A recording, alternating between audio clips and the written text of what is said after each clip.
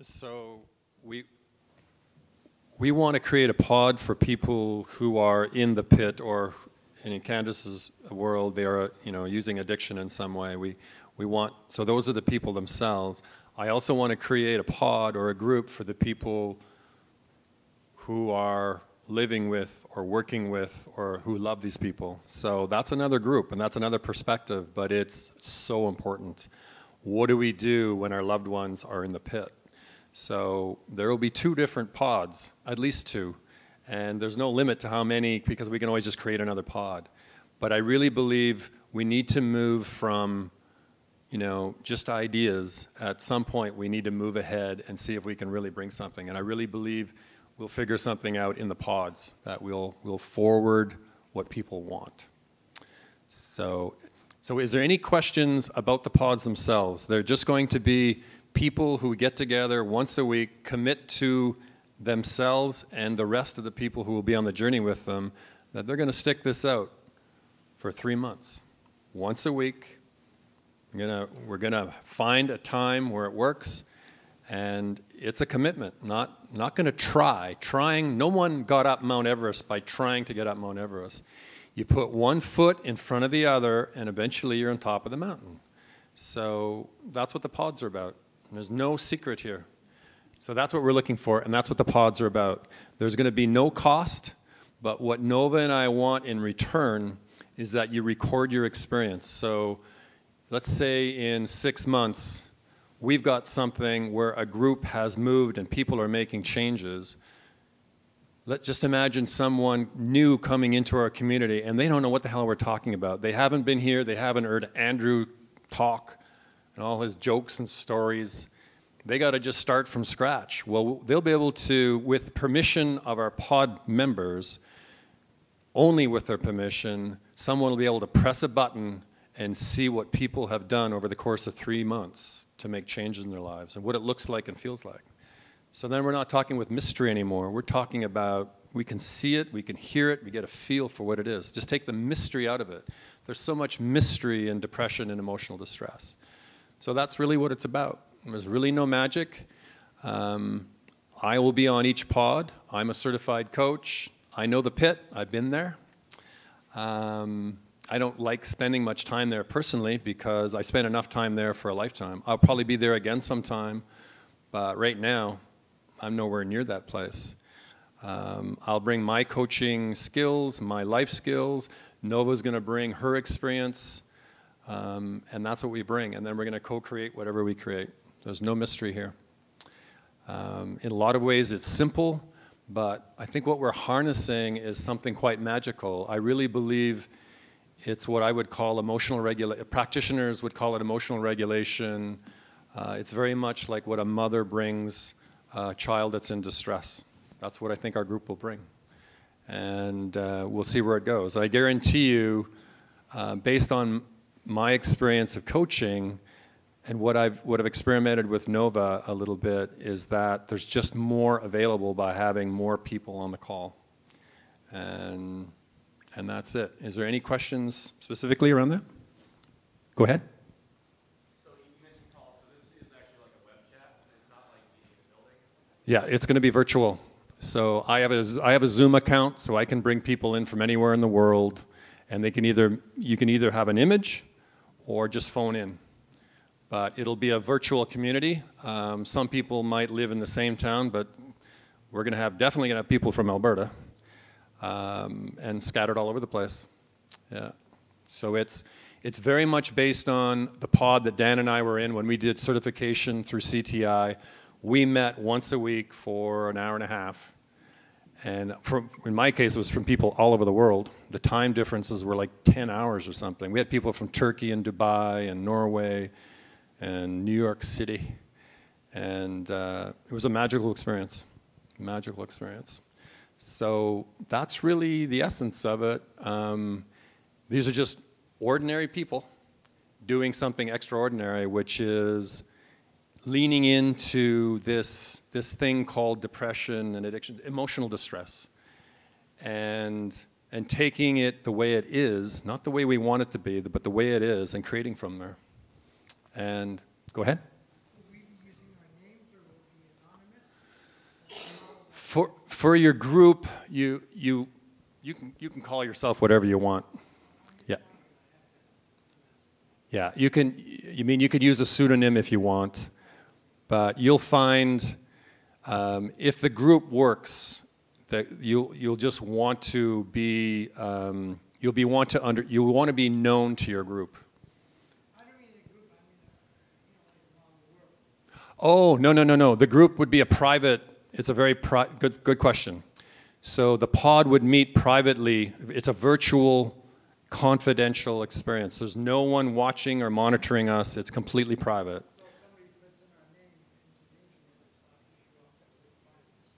No. No. Complete confidentiality. Yeah.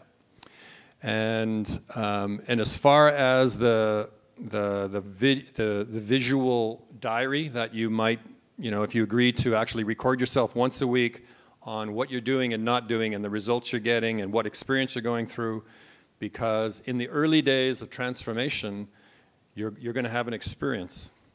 And, the whoopee ding stuff might be down the road. So for the first little while, it's going to be, holy shit.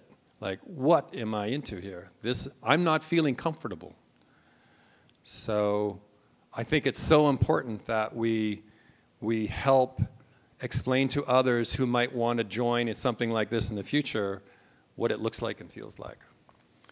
Otherwise, it's just someone like me talking, and the proof is in witnessing what's really going on and what really works. And there was another question? Yeah. Is CTI based on general life coaching, or is it specifically oriented to those who have depression? The pods? Not the pod, but as an organization. Oh, CTI itself? No, CTI is just towards, it's the Coach Training Institute in San Rafael, California. Coaching for them is about change and transformation. So I have a personal story around depression. I saw a need for events like this because I saw people getting really poor information about what was going on for them. And I also saw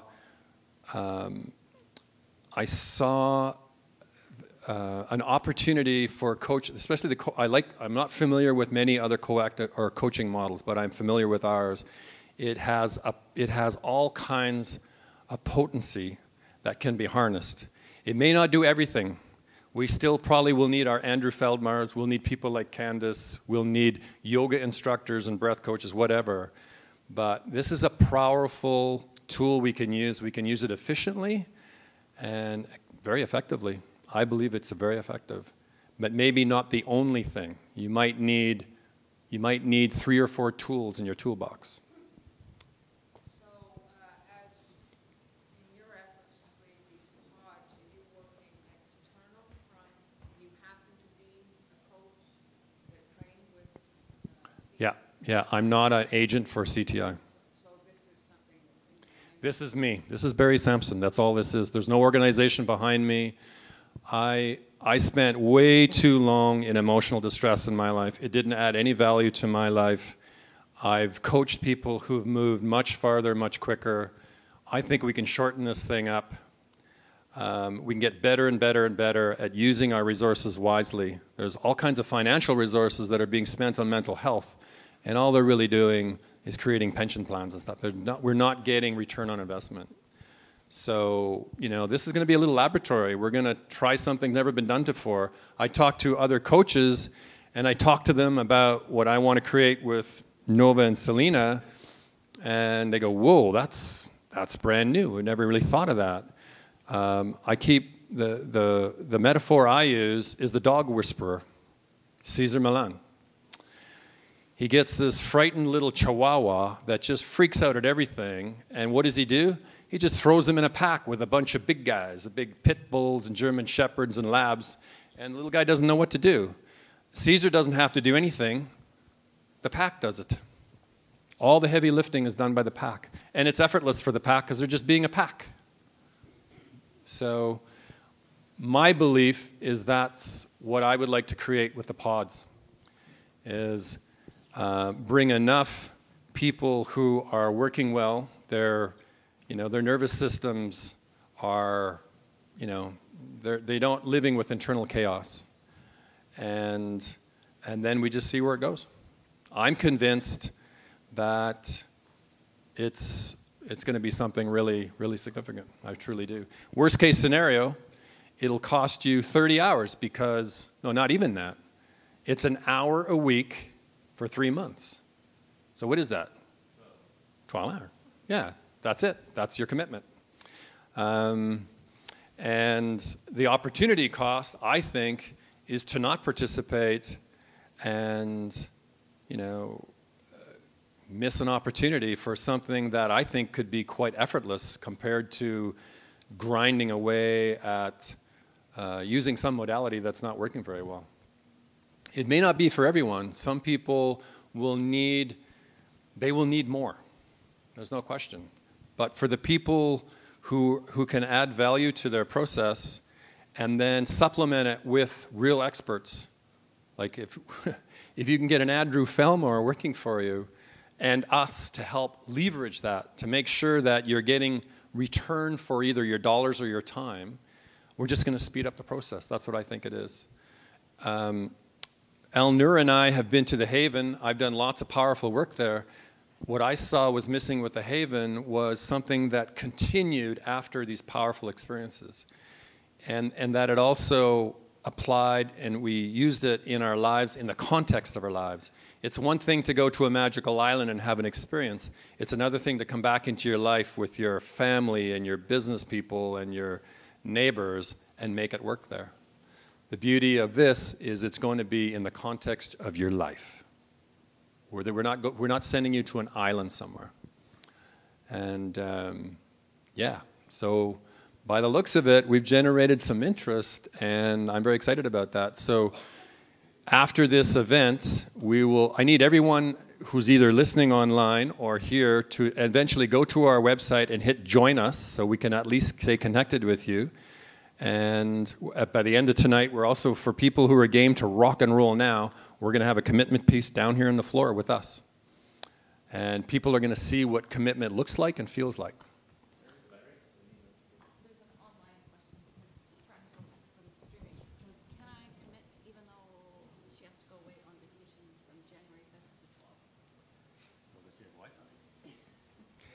Hi, there's a question from someone out there who says, can I commit even though I'm going to be away from July 5th to 21st?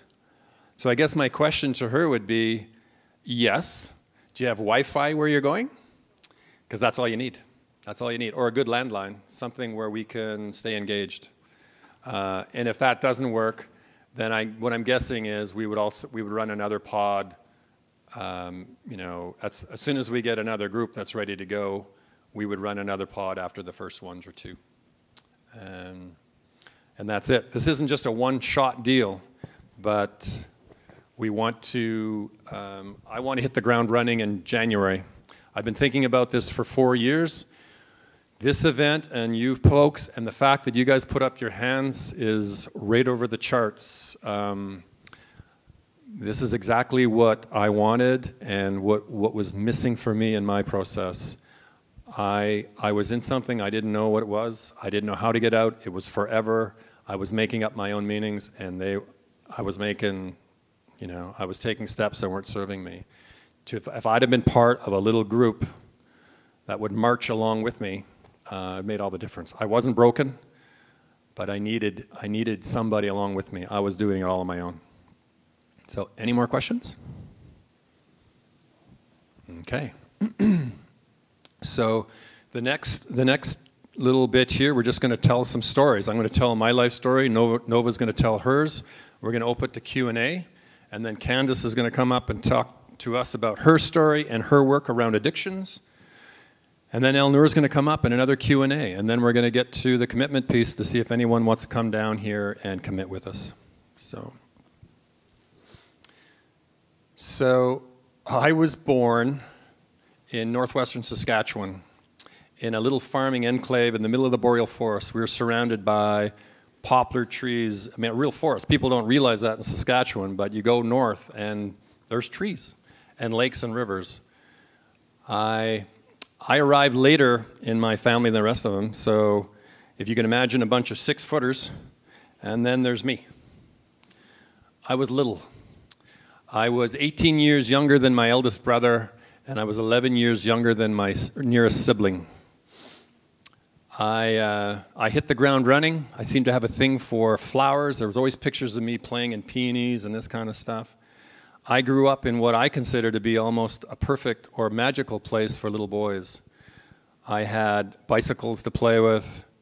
I came from a family of hunters and fishermen, so we were always going fishing or going duck hunting and stuff like that. We had a family cottage where the first 17 summers of my life were spent at the same cottage every year. It was a magical place just to be. I used to go perch fishing in the morning. My mom would bring lunch down to the dock. I wouldn't even get out of the water. I'd walk over, have a sandwich, and just keep right on perch fishing. So I had some really good stuff going on. Back in town, I was, like most Saskatchewan boys, obsessed with hockey. When it was too cold to go and sit in a warm school, like at -40, they close all the schools, we would go out and play road hockey for 9 hours. We just gave her. The sponge pucks we used, they're supposed to be soft at 40 below. They're like hard rubber. They hurt like hell. We played street hockey all winter. We played ice hockey, organized all winter. As soon as the snow went in the spring, we played on lawns until people chased us off because we would just absolutely kill the grass. And then we would move on to other things. My first business was picking bottles. I used to go out between my community and the reserve. There was this, where all the northern communities drove, there was always more bottles there than everywhere else. And I'd go out and pick bottles. And I used that money to buy my first tent. And I would set up my tent in the backyard, and it would be set up for like 6 months a year. And in that tent, my friends and I, it would be like headquarters for streaking parties. We'd have 6 of us. We'd all get in there, strip all our clothes off, and then run all over town. We'd run for the old folks' homes and ring all the buzzers. We'd run in front of vehicles. We'd jump on bikes and we'd pedal around with our little peckers there, just sort of fluttering around. And it felt wild and good. And life was really good. Another thing I did in the fall, when the geese were migrating, I moved into the tent. So my mom would put me to bed at night, and I would sit there and listen to the geese flying all night. And it was just me and the geese. It was just a magical place. So, in many ways, my childhood was a very magical place for me, and there were lots of really good things in it. At our cottage, in our beach community, there was probably 4 other families. They all had kids my age. We never knew where we were sleeping or eating. I mean, we just sort of went from household to household and sampled what we sampled. We all had like 3 or 4 mums. It was just a wonderful, wonderful thing. But like many stories, there's often more. So the year I was born, my nearest sibling, Warren, his psychosis fired up. So he was a fairly normal little boy up until that time. And when I showed up on the scene, suddenly he became, there was these changes that were taking place in him. And when I arrived, he didn't really like the fact that I arrived. He wasn't ready for me. I sort of turned his world upside down. So I guess I was competing with him. When I was a little guy, and I'm talking little, like 2 months old, my mother found me way up in an oversized closet, buried under pillows and towels and stuff. And at other times, she would find my brother whispering things to me, like she was really concerned about my welfare. At the lake, my mom told her sister that she was really concerned that Warren was going to kill me. So this is something that not only my mother was dealing with, but of course that I was dealing with, and my nervous system was already beginning its dance with fear at a very, very early age. So I powered through. I'm a good little trooper. I made life work for the most part, and I had friends, and I had things that were really working for me. I played a lot of hockey. I became an incredibly good shot. I could fold up a mallard just about any time, and yeah, in a lot of ways, that all worked. But as my brother's psychosis began to blossom, it started creating this dynamic in the family where essentially my father disowned my brother or his son, and it now became my mother's sole responsibility. This is your son, you solve the problem. So now a wedge was being driven between the two people that I needed for my purposes. And this just continued on until eventually my mom sort of found her comfort or whatever in alcohol, which is so common for most people. She was hurting, life wasn't working very well anymore, so she became essentially an alcoholic. And this just, it's like the boiled frog, just one little thing at a time. Nothing on its own that's too much to handle, but slowly the water's getting hotter and hotter, and things are going the wrong way. And this dynamic continued. Well, I guess and the other aspect of this is my brother had attempted suicide a few times. So we had police cars and ambulances coming to our place. So the breakdown of my parents' relationship continued until the time where it was just sick. And I mean, I was 11 years old, and my siblings had all gone away. My nearest sibling was in and out of halfway houses, so essentially it was just my parents and I.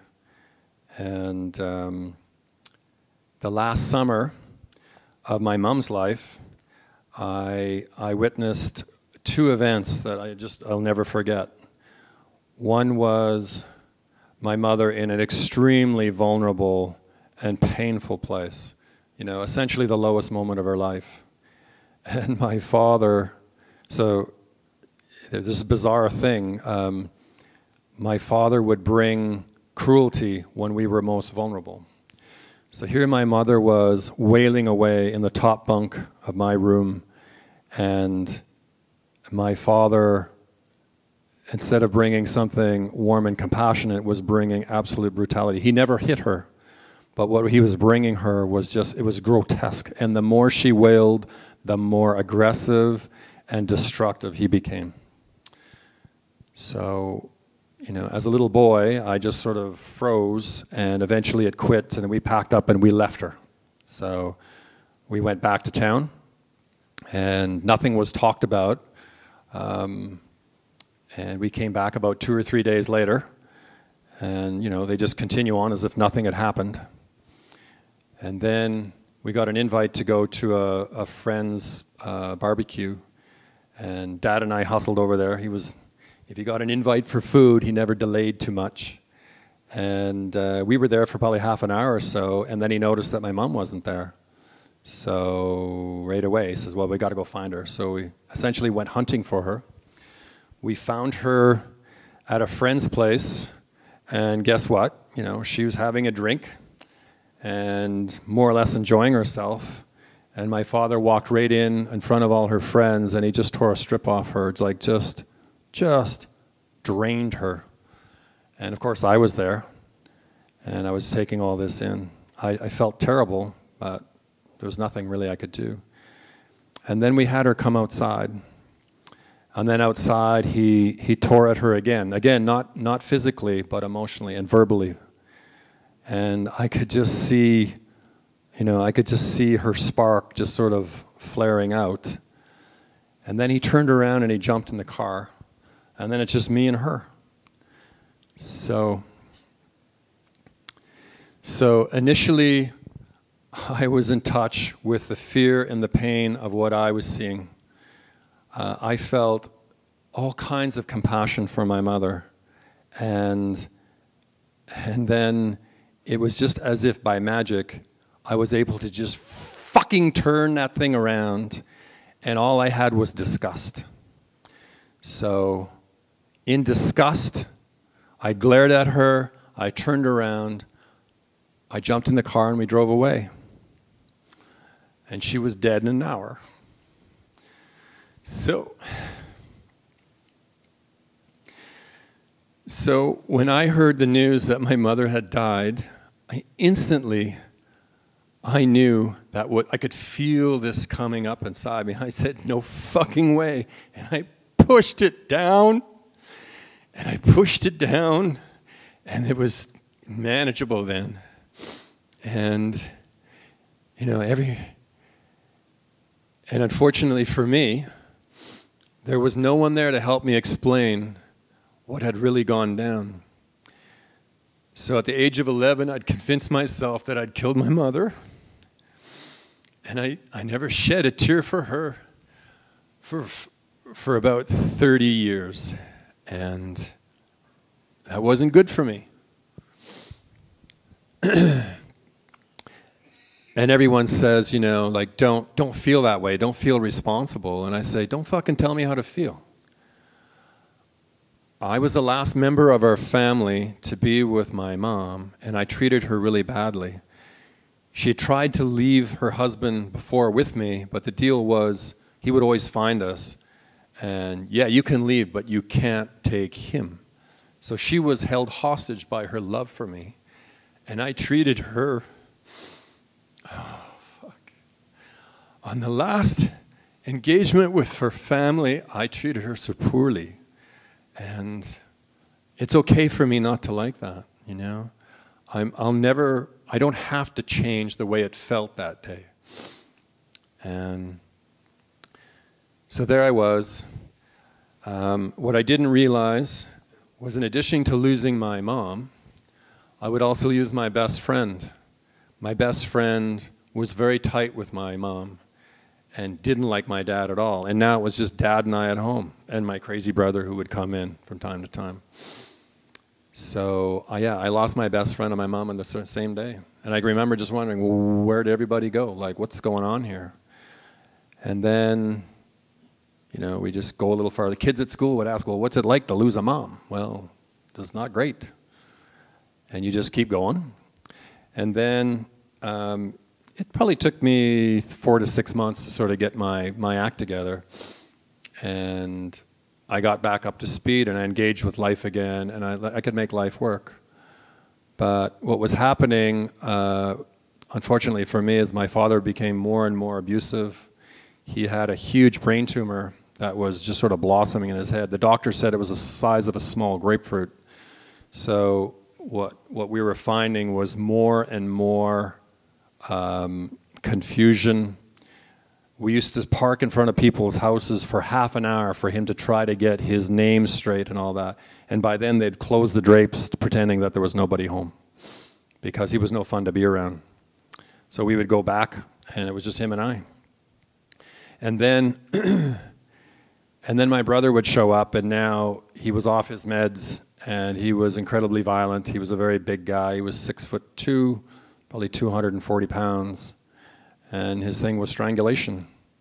And with no real referee in the house now, because my father is kind of vacant, he's really not there, there was really nothing to protect me. So there many, many times I was completely afraid for my life. And I mean afraid. I can remember one cold day, my brother we were watching TV, and he turned around and he looked at me and he said, "Get the fuck to bed." And I told him, I was watching Barney Miller. And I said, "I'm not getting the fuck to bed." And then, I could see he was having a psychotic episode. I said, "Whoa, I'm out of here." He caught me in the hallway, he strangled me in the hallway, took me into the bedroom and strangled me there until I just about blacked out.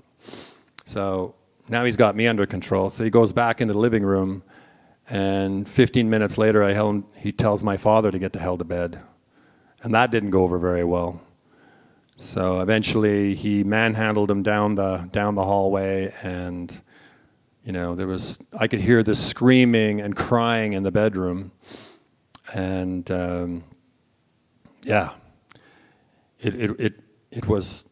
was in this place where I had to do something. I had a gun rack full of guns, I had all the ammunition I needed, I had a window that I could jump out, or I could run down the hallway towards where all this was happening and try to beat everyone to the door. The window was frozen. That didn't work. The guns would be a little messy. I just wasn't going for the guns. So I ran for the hallway. By the time I hit the hallway, he was already coming out of the bedroom after me. I made it to the kitchen, grabbed a pair of boots, ran outside in my underwear, and put my boots on about 40 yards down the lane.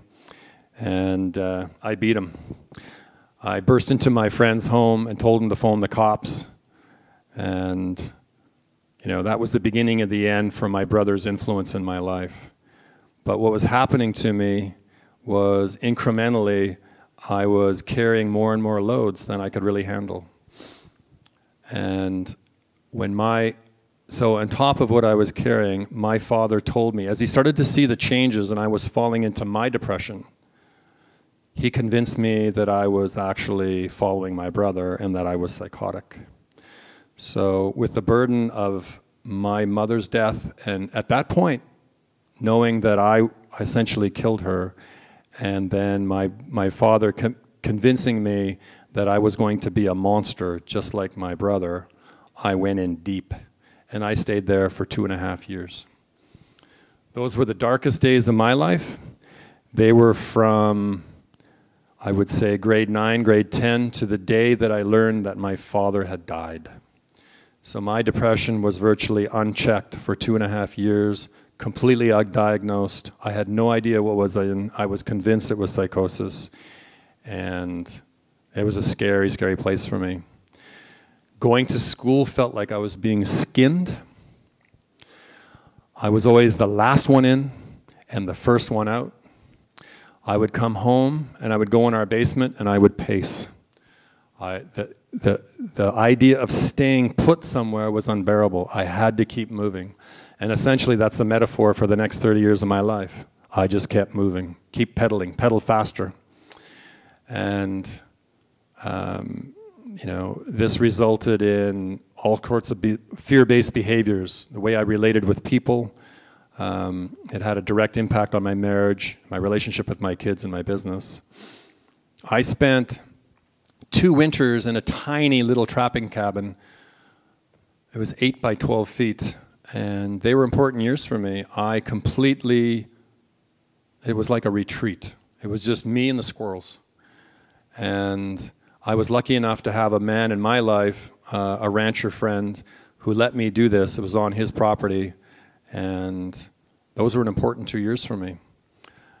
And then from there, I began to engage with the world of people again, and eventually found my place to at about the age of 40, I was waking up every day with this burning lump of yuck in my stomach.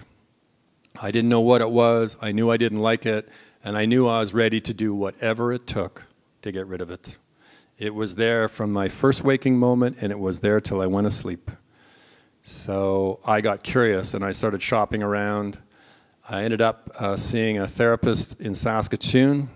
He was working for the Saskatchewan Teachers Federation.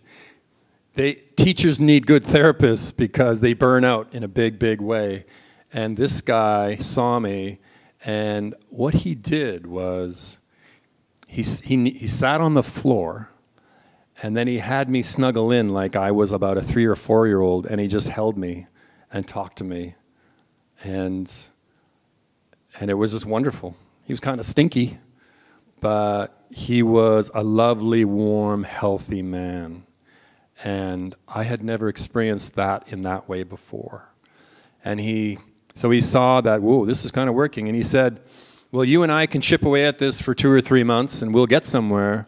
Or you can jump on a plane and fly to Gabriola, or fly to Vancouver and go to Gabriola Island and go to this haven thing. And I think they've got what you need. So, I just went home and started arranging to flights and stuff so that I could go there. And he was absolutely right. The Come Alive experience at the Haven for little people like me who haven't been able to make connection work, in 6 days you will experience connection. Either that or you'll run away from the place the first little while. It's a powerfully potent place to begin a process of getting better. So I engaged with that. I started making headway. I started to believe that connection was possible for me. Before that, I believed that connection was laborious, unsatisfying, and really irrelevant because it was really only for other people.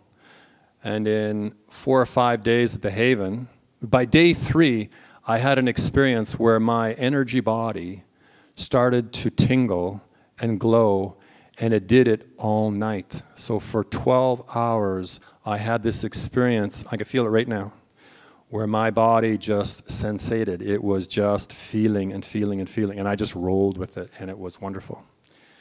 So that was the beginning of my surrender to my nervous system. Prior to that, I'd been fighting that son of a bitch with everything I've got.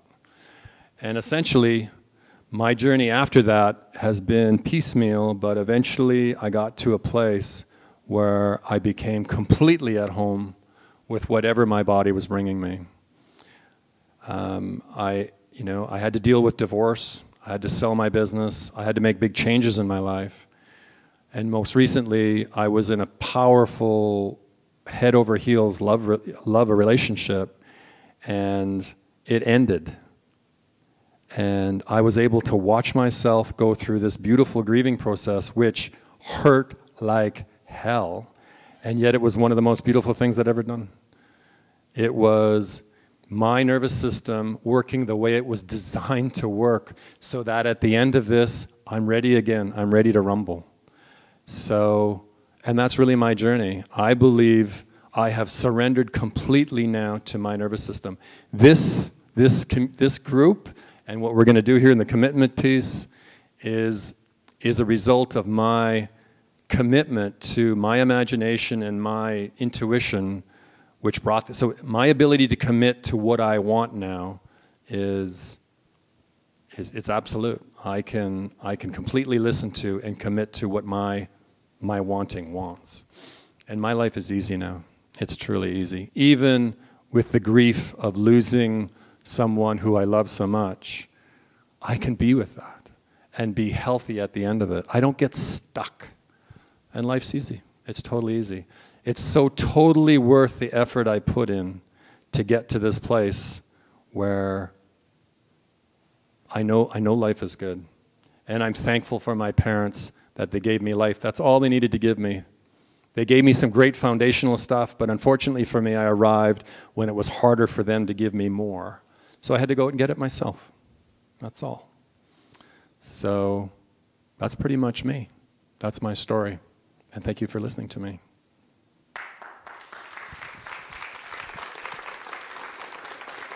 Hey, Nova. So we're going to have Nova roll, and then we're going to use we'll have a break after she does, and we'll ask questions if you have any.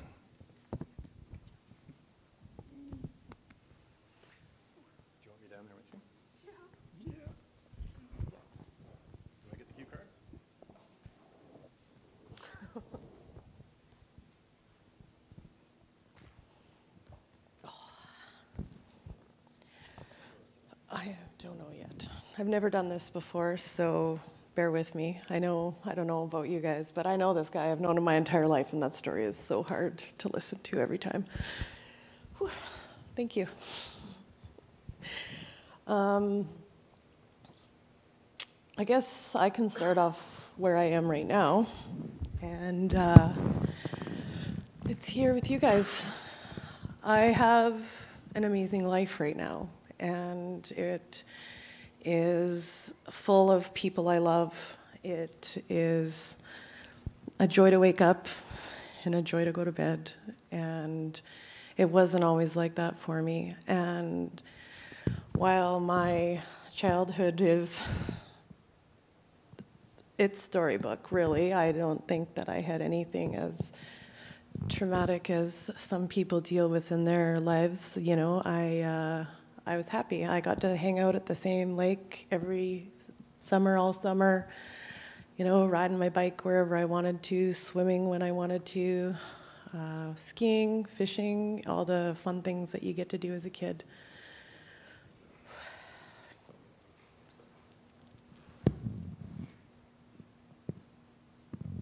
I grew up young. I moved out when I was 16 on my own. My mom and I didn't see eye to eye. We still don't on most things, but at least we're adults about it now. And I started a family young. So I think I was, as Andrew would say, I've rubbed the genie 4 times. I have 4 beautiful children. And I had 3 of them before I was 23. So I had to grow up young and I had to grow up fast. And there's certain expectations that you roll with when you make that choice. I got married, oh gosh, when I was 18, I believe. So I was married for 17 years. I'm no longer married. But yeah, there's these expectations that you put on yourself when you make choices, and you got to own them. And I made a whole bunch of choices, and as I got older and realized that I didn't have the balls not to make certain choices, and I should have listened to my body, and I never. So that's why I'm here. In the past, I'd say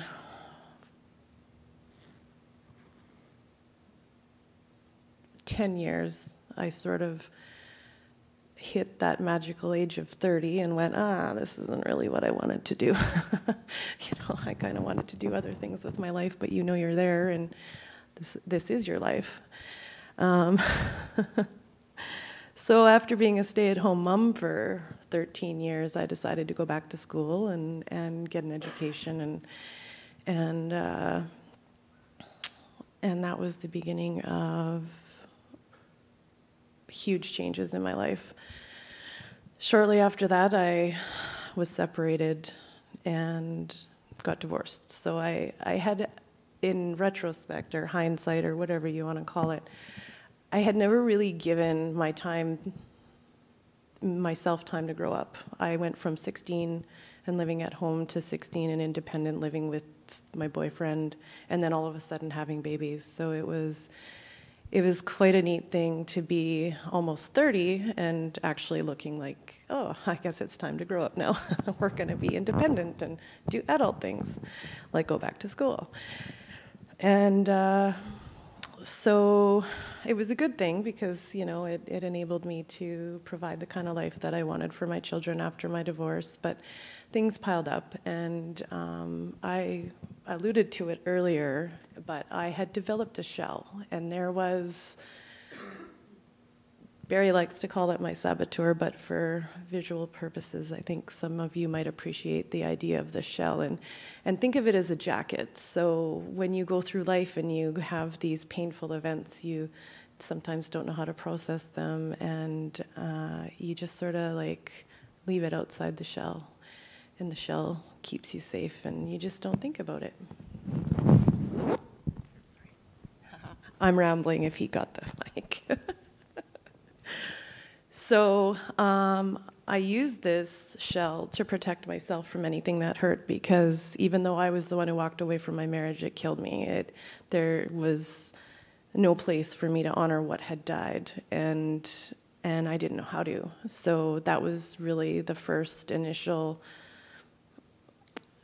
interaction I had with my shell. Was I shoved it all underneath and just didn't let it affect me.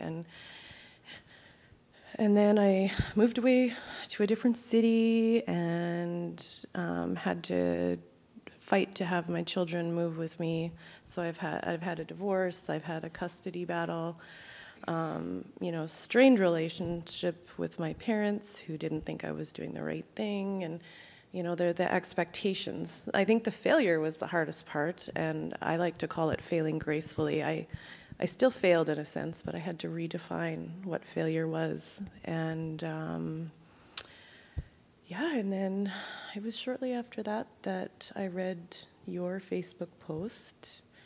And Can you tell them what that Facebook post was about? yeah, I can.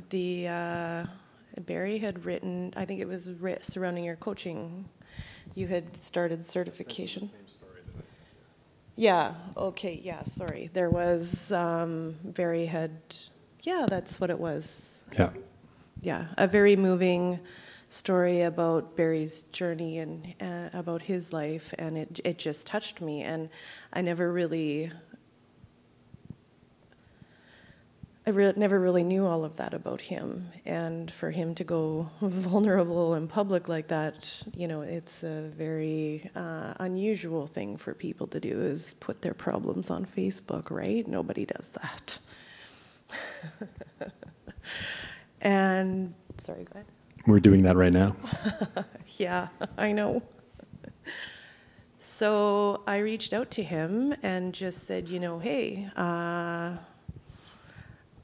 in the midst of having my the custody battle and the kids moved down with me and transitioning them and the stress of it all, I had sought professional help to help my children settle in, just because I didn't know how to help them. You know, I thought that being a family was enough, and it wasn't, and I needed help, but I needed it for them, not for me. And it was their therapist who was the one who diagnosed me. So here I am on some lady's couch getting help for my children, and they're like, you are severely depressed. I don't know how I sat through the rest of that. It was shocking, and I kind of had to go home and let that soak in.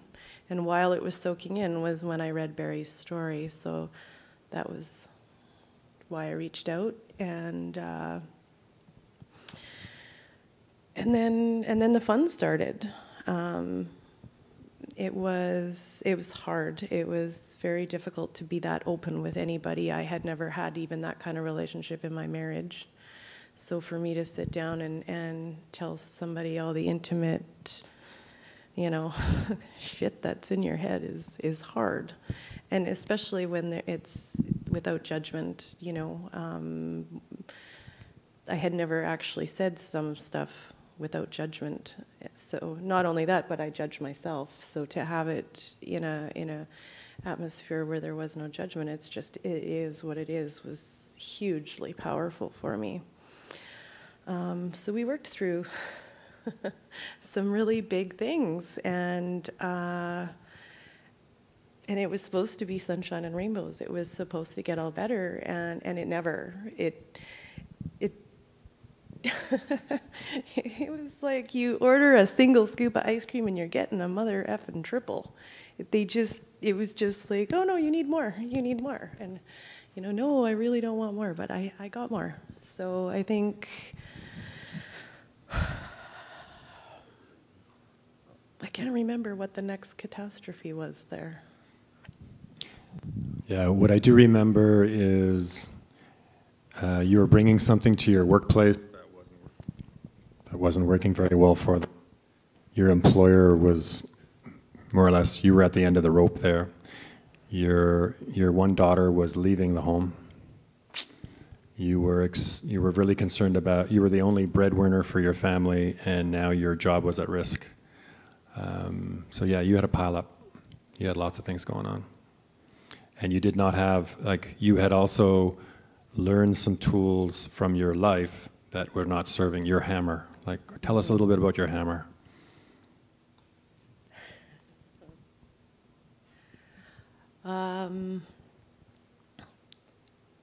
You know, it's sort of funny to envision yourself going through life just bashing away at everything, because it's the only thing you know.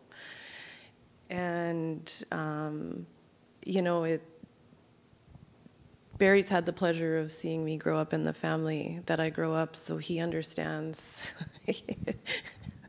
I get it. You know, if something happened, I know so I'll just give you an example of the kind of hammer that we have in our lives. When it came down to the day that I was going to court to find out if I was going to actually have my children move with me, my mom, I told her about the court date, and she's like, oh, I'm coming down there. And I'm like, you're not coming to court though, right? Like, there's just no way I can handle you in there. So, you know, I left her at home, and and I got a ride to the courthouse because I knew I couldn't drive no matter what. I kind of knew that this was pretty emotional for me. And it's funny because my mom is a force. She's an absolute beautiful force of love. She does everything she does out of love. So it's pretty awesome once you understand her love language. But I'll tell you right now, if there was a dust bunny in my house, she found it and she killed it. She cleaned that thing from top to bottom. I'm sure the curtain rods didn't have a sniff of dust on them. And, you know, we're doers. We don't sit back and just let things happen. My mom, she doesn't sit down for anything. I mean, she can barely, you know, have a meal with us. So, and if you need something done, she just gets it done. There's just no, there's no way about it. And if she can't do it on her own will, I guess, you know, like the hammer is the will. It's the brute force of just doing whatever it takes to get everything done. Yeah. So, yeah, Nova engaged in a process with me, and you know, we just followed it. We just started where we started, and we ended where we ended, and we knew it was done when there was really nothing that we could bring to the calls anymore. So she had moved as far as she needed with me, and then we just parted company for a while. But it was. I've never coached anyone that had that much on their shoulders and moved that quickly and that courageously. It was absolutely a treat for me. And it's amazing to see people make the changes in their life that they need to so that they and their family and everyone who's on the journey with them get more. So that's what I saw. We missed a couple things. So I feel really like I have to tell you everything that happened to make me depressed, because there was the divorce, the custody battle. I lost my job. I did lose my job in the end, even though I tried my very hardest to bring what I could to work. That's one of my goals, is that in all of this, is that I don't believe people need to suffer to that degree, to lose their way of living, I guess, is like, you know, essentially. Sure. And I was identified by it because I was a single mom with sole provider. And I have 2 hockey players. I've got a kid in college, you know, and I think they're watching right now, so I'm going to say hi. It's my daughter's 17th birthday today. Happy birthday, dear. But it is truly amazing that even though I had already engaged with coaching, that I still had to call Barry and be like, what the F, buddy? Like, I thought this was done, you know. There was an element of cleanup that I had to do in my life for living the way I had for as long as I did. And, you know, even towards the end, after I even had a coach, I found myself, oh, look at that, in an emotionally and physically abusive relationship. And, you know, the struggles that, you know, a person goes through after being fired, I don't know if any of you have felt that, but it is so deflating. It is so, takes away your confidence. You know, you run into people that you used to work with at the grocery store, and they look like they want to run and hide, and you're just like, well, hey, you know. It was so hard for me because I didn't leave the town, and not only that, but I had to tell my kids, like, oh my gosh, my kids don't need to know this, that, you know, I had such an epic failure. But, you know, I think that's what coaching is really good for, is realigning your reality with your wishes, you know. I wish I was a successful mom. I wish I had, you know,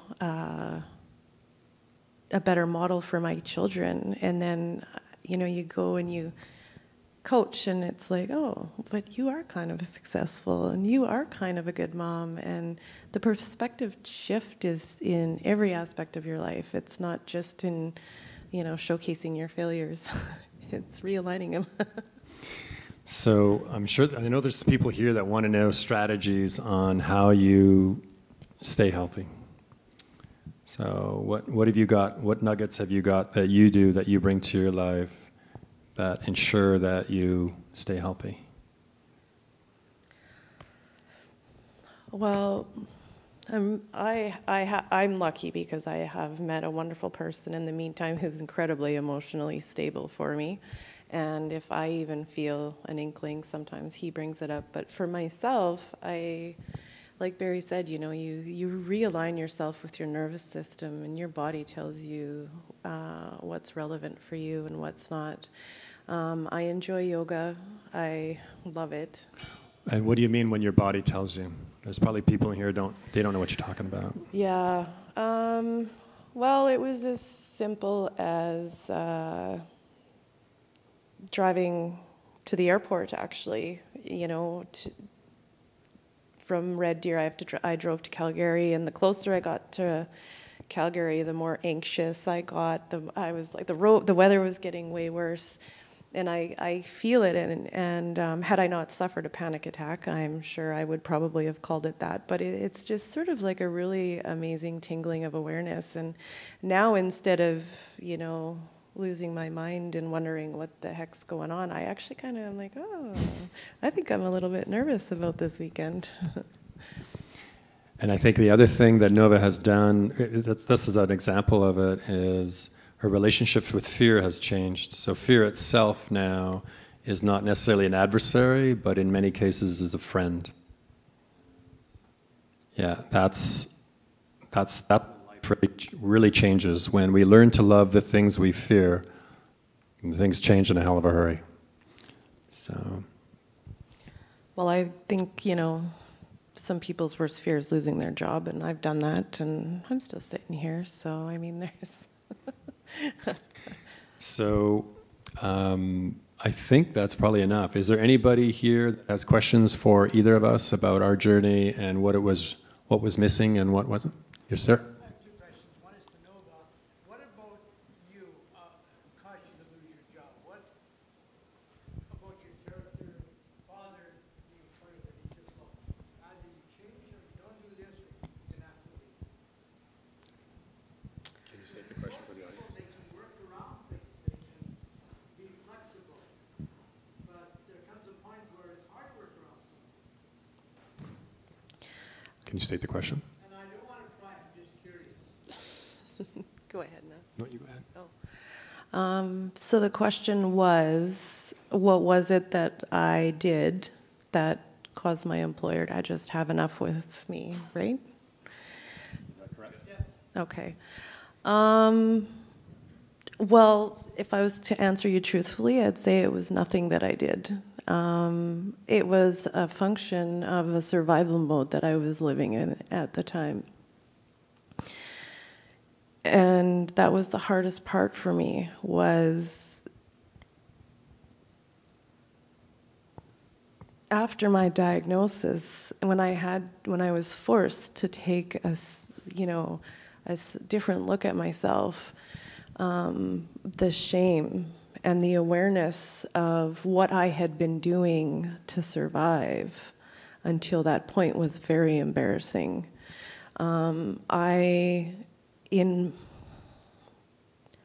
As I started developing anxieties amidst a lot of the things that I was dealing with at the time, I became a control freak, and the harder I tried to control everything that was going on around me, the more I lost control, the less my children wanted to be around me. I was very reactive. I was defensive. Anybody who knows anything about depression knows that defensiveness is very high, and I brought that to work. The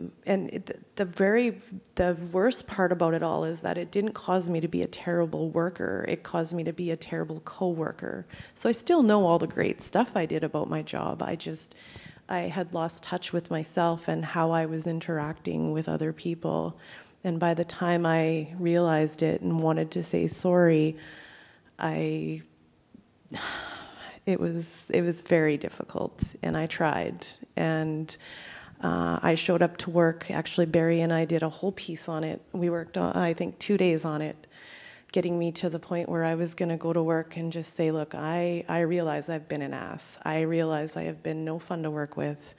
And that very day when I walked into work, one of our millwrights passed away suddenly from a heart attack. And another operator in a different plant had committed suicide. So when I was telling these people that I was dealing with suicide, and they had heard that another operator in a different plant had already committed suicide, their judgments were brutal. And I was sitting there in a place of total vulnerability, and I put my shell back on, I put my jacket on, I put my tail between my legs, and I ran because I didn't want that judgment. Oh, don't you know how hard or how easy it is to ask for help? Yeah. Yeah, I totally do, because I have been able to do it. That was a great question. I have one for you, if I may. Okay. How about you siblings? When you became an adult, did you have anything to do with your siblings? Say that again, sorry? When you became an adult, did you have anything to do with your siblings? Did they Oh. just leave your life, or did you have contact? No, great question. So the question is, when I became an adult, were my siblings still in my life? Yeah. Not my brother. He committed suicide. He hung himself from a bridge in Calgary at the age of 39, so he was out. But I had a big sister and a big brother who were both part of my life. Unfortunately for me, much like I took 2 years out of life and hid out in a little cabin, my brother and his wife took an 18-year holiday from our family. And not to hurt us, they just needed to take a time out. So there were 18 years where I did not have a brother. My brother wasn't available to me. But what I did do is when I came back from the Haven and they taught me all these relating skills, and I go, whoa, I can feel stuff now, and I've got these skills. So I invested in every relationship of consequence in my life, which included my sister and my brother, who had been out of my life for 18 years. And it started with one little phone call. And he was, there was all kinds of tension around this phone call, because 18 years is a long time. And when he found out, when I told him, I said, hey, look, all this is about is I just want to have a brother, if there's a possibility of having a brother, that's what I want. And my commitment to this process was that I would commit to something without expecting anything in return. No one needed to bring anything back to me. I would engage with my brother forever with no expectations. And in 2 years, we went from coffees to visits, and now I get a phone call on my birthday every day. I have a full-blown brother. This shit works.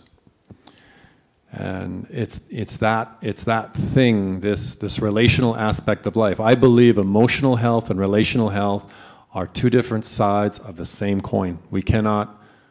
One is the other. It's just another version of it. And we heal ourselves by healing our relationships. That's pretty much how I see it.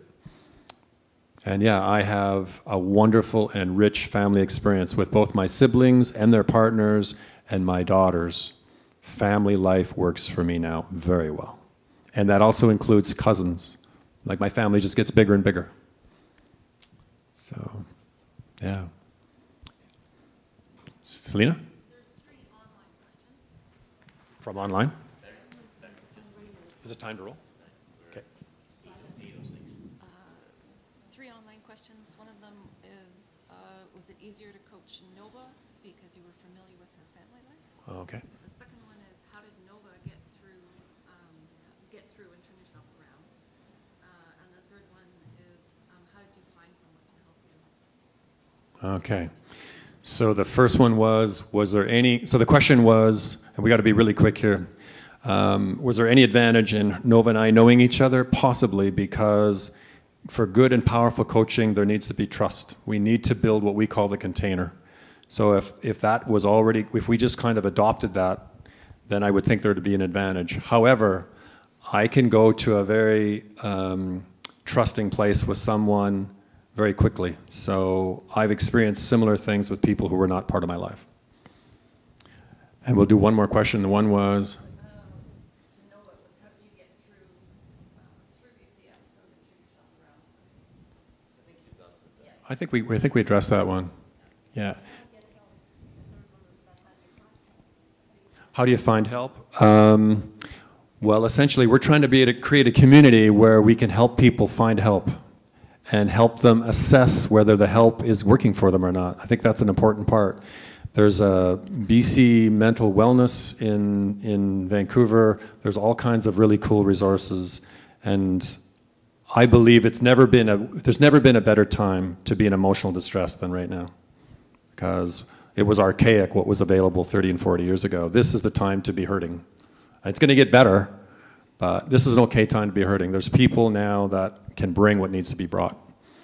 And I think we have to roll, so I apologize to the people out there that we didn't get to all their questions, but we can address those through email. So if they can email us through our website, we will answer those questions.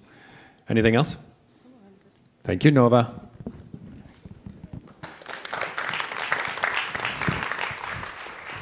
I think we just roll. Yeah. Just ask. Do we need a bio break or should we just carry and roll? I think we carry on roll. Yes? Okay. So Candace, why don't you come up and tell us your story? And Yikes, those lights are bright. Yeah. It's hard to see you guys. Maybe that mic's better. Can you hear me? Yeah? Okay. So I think I was told I had 10 minutes for my story and 10 minutes to tell you how I work with people.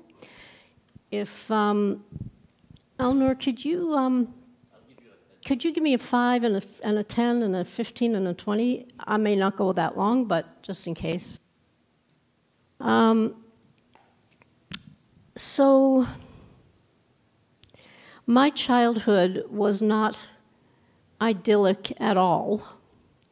I came from a family that struggled with addiction in various ways.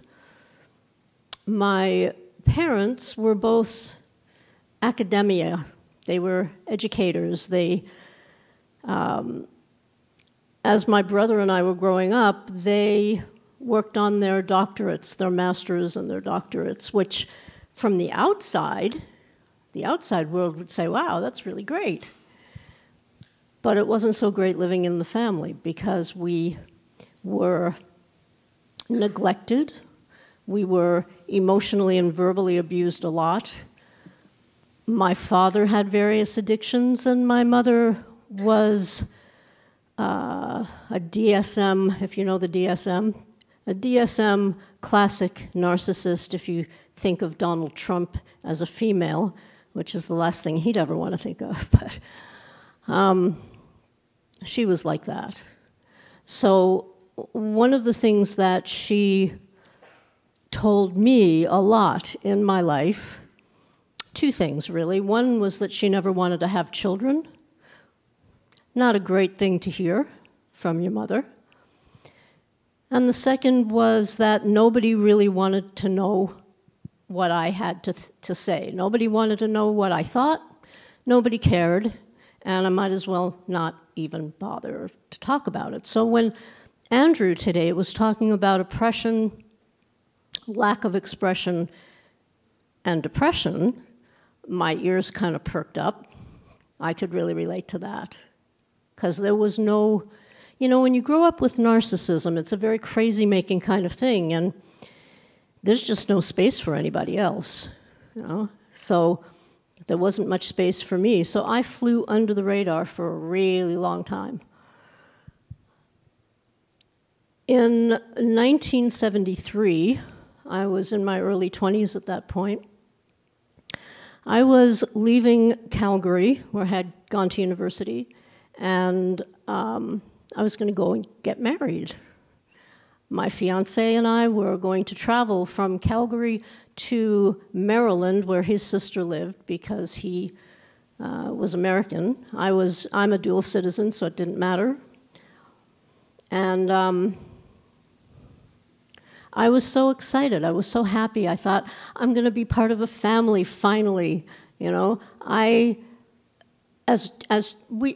I was growing up, we were moved around all the time, like every couple of years and less sometimes. So as a shy kid who didn't believe that she had any worth, I was always that new kid on the block, and that was really hard for me.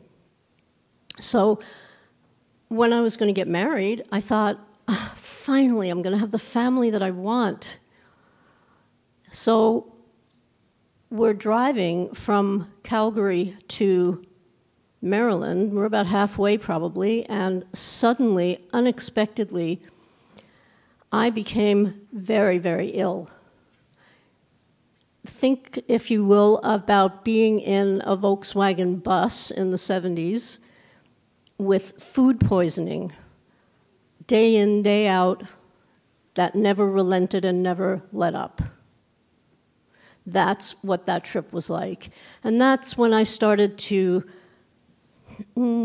experience, the realization wasn't there yet, but I started to experience the fact that I was in an abusive relationship. Which makes sense to me today, because when you grow up with abuse, until you heal that, you choose abuse, unwittingly most of the time. So there we were, you know, he was not very compassionate or warm, and I was extremely ill. And by the time we got to Maryland and I went and saw doctors, they told me that it was all in my head and I should just kind of get over it. So I was having a bad time, a terrible, horrible, no good, very bad day. And at one point, my fiancé said to me, I don't want a woman like you. I want a healthy woman. And he packed up all my stuff and he sent me back to Canada, which was probably a blessing in disguise for a number of reasons, but at that time was devastating.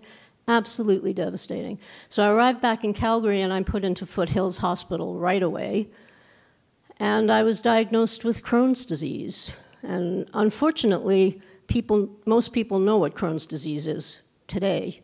It's an inflammatory bowel disease, diarrhea, cramping, horrible pain.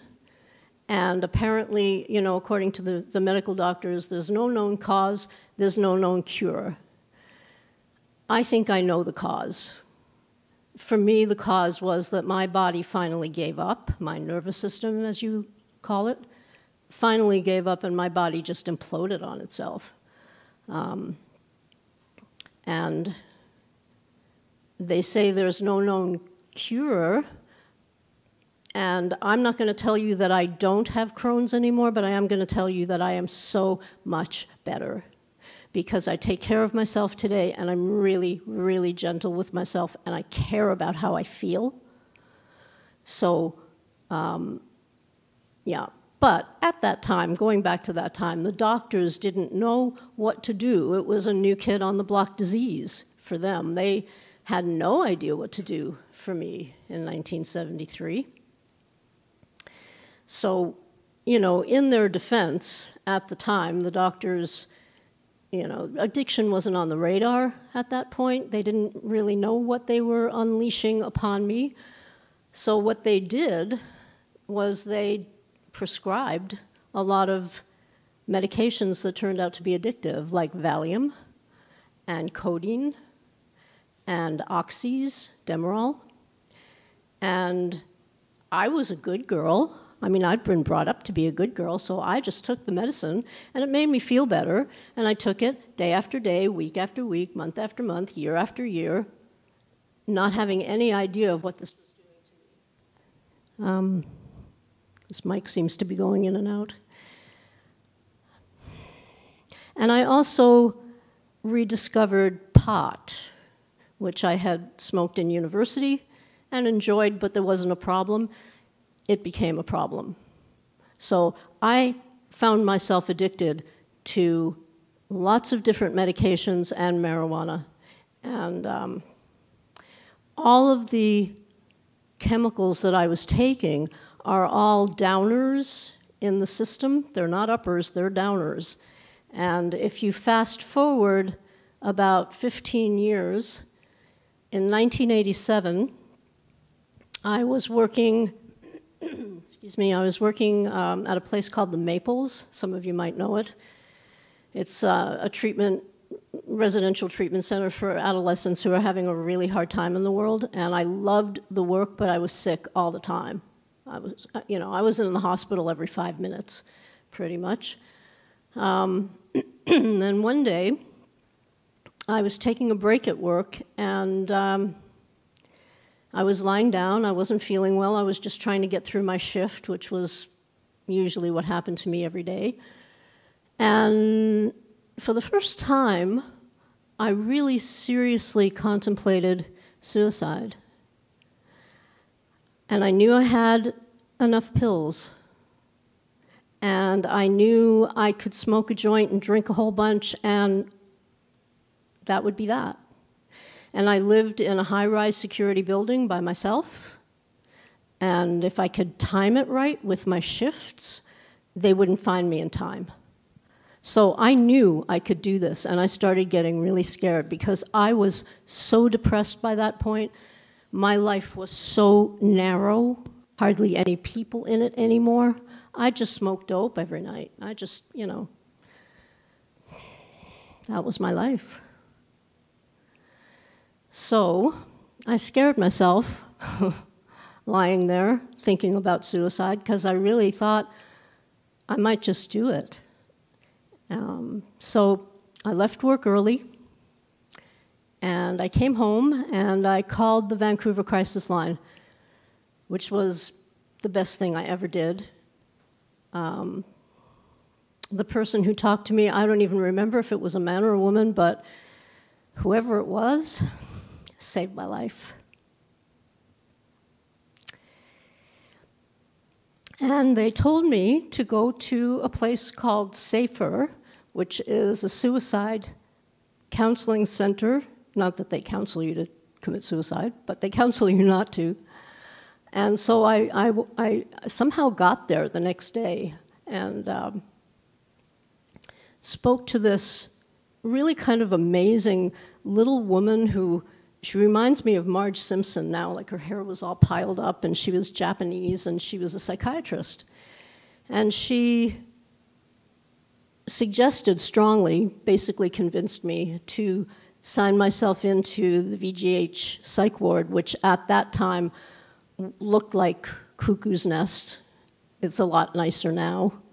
But while I was there, I met 2 other people who were trying to come off drugs and who had had some psychotic breaks. I hadn't been psychotic, but they had been. And they were going to Narcotics Anonymous meetings right across the street. So I started going to those. And I in those rooms, I received so much love. There were bikers there. I'd never encountered people like this. They were in leather and chains and tattoos, and they'd share, and it was fucking this and fucking that, and I was like, oh my God, But they were amazing, and I'd just sit and cry because I was so depressed, and they'd come up and hug me. It was just, nobody ever did that before, And they'd say, keep coming back, so I kept going back. And Eleanor has told me that it's about 10 minutes, so I'll cut to the chase a little bit, that, one day at a time, learning how to take care of myself, learning that I was worth it. Last July, I celebrated 30 years clean and sober.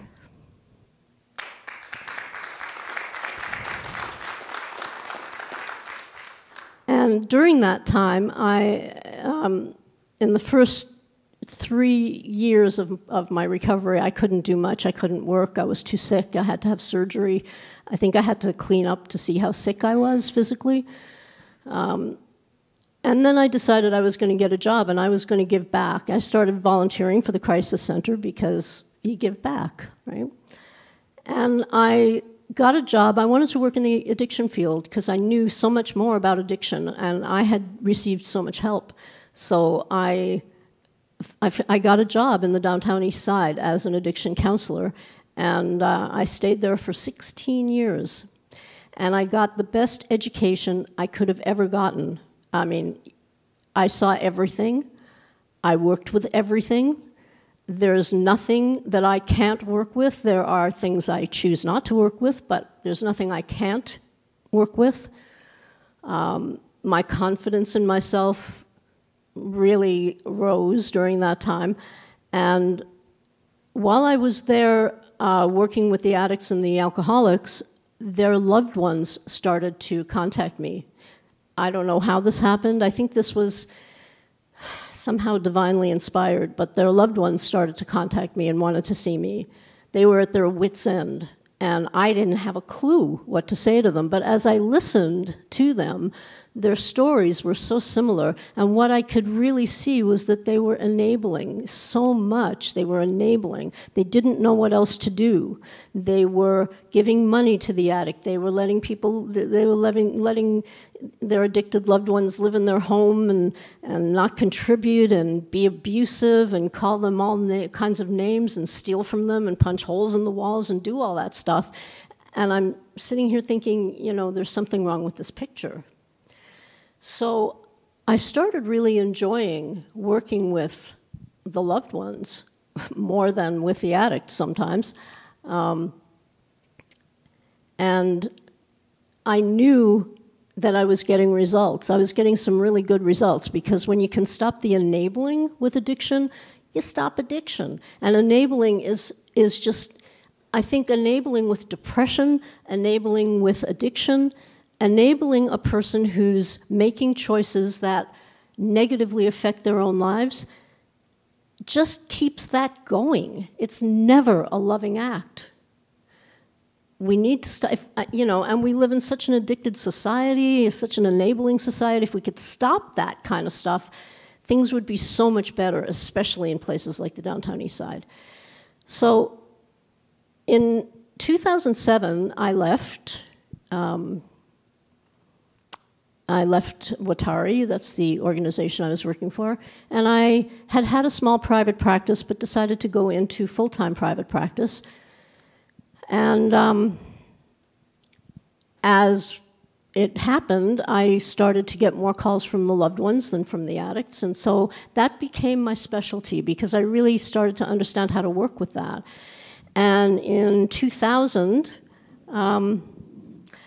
I knew that I couldn't work with everybody that wanted to work with me. I couldn't work with people all over the world at that time. I do now, but I sat down and started to write a book, which kind of wrote itself. And in 2010, I published it, and it's called Loving an Addict, Loving Yourself. It's the top 10 survival tips for loving someone with an addiction.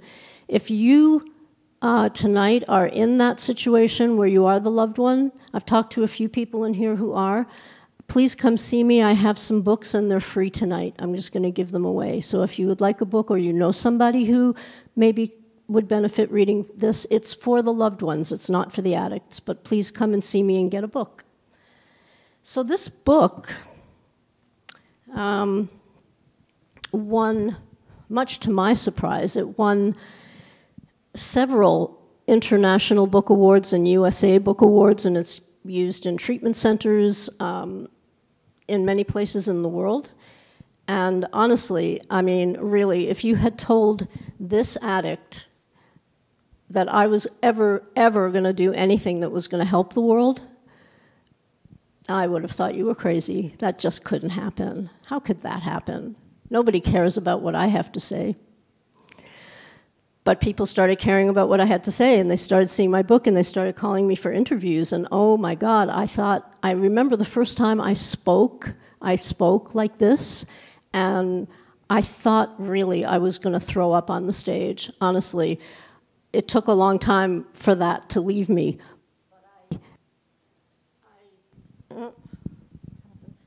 Can you hear me? Yeah. I heard a story about John Lennon from the Beatles. Everybody knows John Lennon. I love John Lennon. Flawed human being that he was amazing, and I wish he was here for the age of Trump. You know, who knows what would have happened. Anyway, I heard the story about him that whenever he performed, whether it was with the Beatles or by himself or Elton John or whatever he was doing, he made sure that there was a bucket on both sides of the stage in the wings because he had terrible stage fright and he was afraid he might throw up. And I thought, okay, I'm in really good company. I can be nervous, it's okay, you know. So I've been talking ever since. I've been talking, and people like what I have to say, and I do interviews, and I hear about people liking what I have to say, and I see addiction differently than most addiction people see it. 12-step programs call it a disease. I don't really think it's a disease. I have a disease. It's very different. But whether it's a disease or not, whether it's genetic or not, whether it's learned at home or not, underneath all of that, addiction is a choice, and everybody who's in recovery knows that. And it's not that we choose to become addicted because nobody chooses that, but whether we stay in active addiction or we go into active recovery, it's a choice. We all know that. And it's a choice we make every day if we stay clean and sober. And I know from my own life that depression, that became a choice for me too. I didn't choose to become depressed, but I had a choice about whether I was going to stay there, and I have a choice today about whether I go back there, and I ain't going back there. I really love the life that I have created for myself. I love it. I'm not saying it's perfect, it isn't, but I have work I love to do, I have friends I love, I have clients I love to work with, I have a beautiful place to live, a car to drive. I mean, the problems that I have in my life, I still have Crohn's, but, you know, the problems I have, there are people around the world who would cut off their arms to have the problems I have. And I think that's true of everybody in here. So I believe that all of us in this room have a choice about whether we're going to stay depressed or whether we're going to move out of it, and whether we're going to find help with Barry or with somebody else. You don't have to live your life depressed. You actually can have a happy life, because if I could do it from where I came from, you can do it too, and I really hope you will. I really hope you will. Thank you.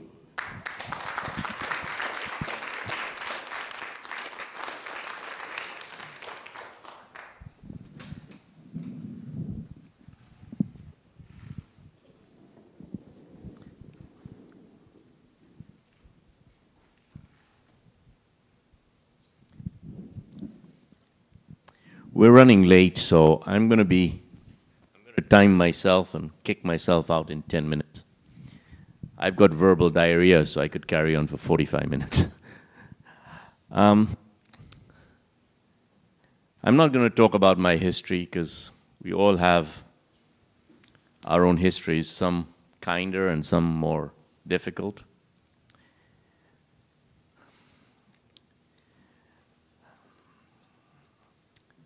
I'm going to start where I am today. I think that suicide is a right of mine, and that I should be able to kill myself when and how I want to. And nobody has a right to stop me from doing that. I also think that we talk about suicide and we talk about depression, and it's a taboo. We don't laugh about it. We don't joke about it. And we're even scared to enter that. I talk about suicide as if it's having a cone of ice cream. I fucking thought about killing myself so many fucking times, so often. For almost 17 years, I've been saying it loudly. I'm tired of myself talking about it. You know? And I think the only reason I'm alive is because I talk about it openly. And I share it. And that's probably why I'm here today, because they'll probably postpone it for a little longer.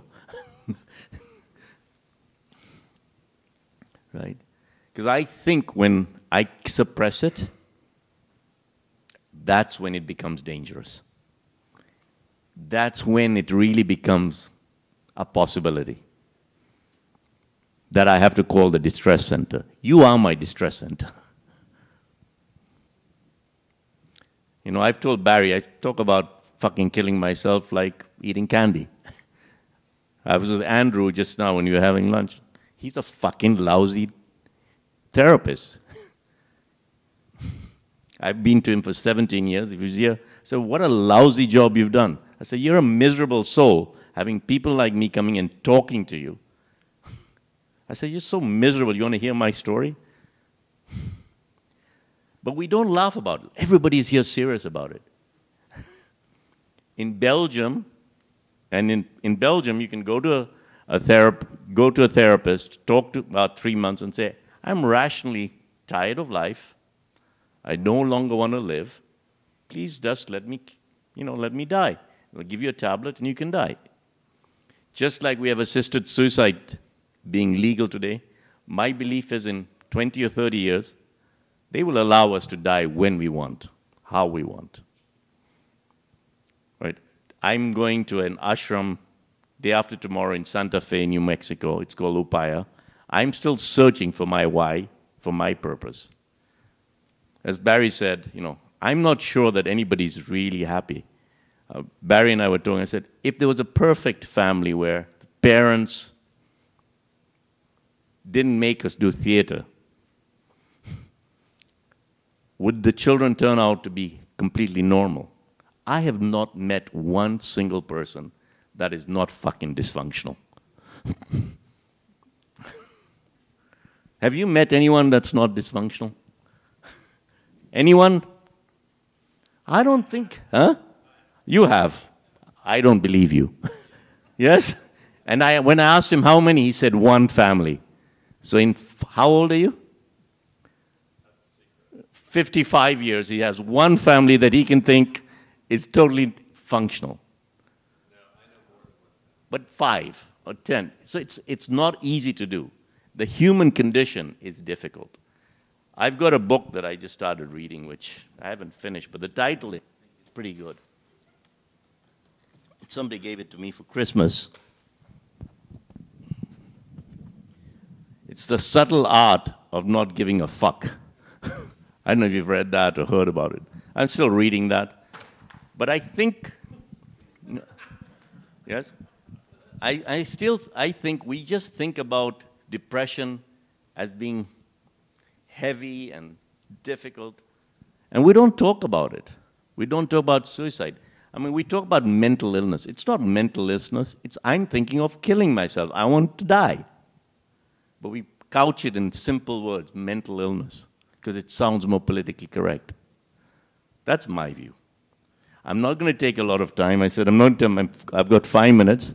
The most important thing is for many people here and people listening, Barry has come out with a plan where he can take people from not being happy or being in distress or despair or melancholy into a space where Nova is, where she's smiling and happy.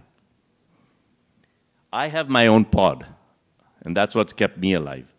Every month, I meet a group of my entrepreneur businessmen. We meet 8 of us once a month for 4 hours. We talk about personal, business, and family. The organization is called EO, Entrepreneurs Organization. Everything we talk in that pod of ours is private, it's confidential, and we have some processes of how to talk. It's similar to a coaching pod. There's training on it. There's another organization called YPO, which does the same. There's an organization called TEC that does the same. The way I dealt with my depression and the reason I am still alive today is I belong to a pod. And so I don't think that a single therapist can only help. You're right, I sat with Tony Robbins. His wife is from Langley. I don't know if you knew that. So I met him with my life coach, who actually knows Andrew very well. He's passed away. His name was Don Mainwaring. We met for 4 hours.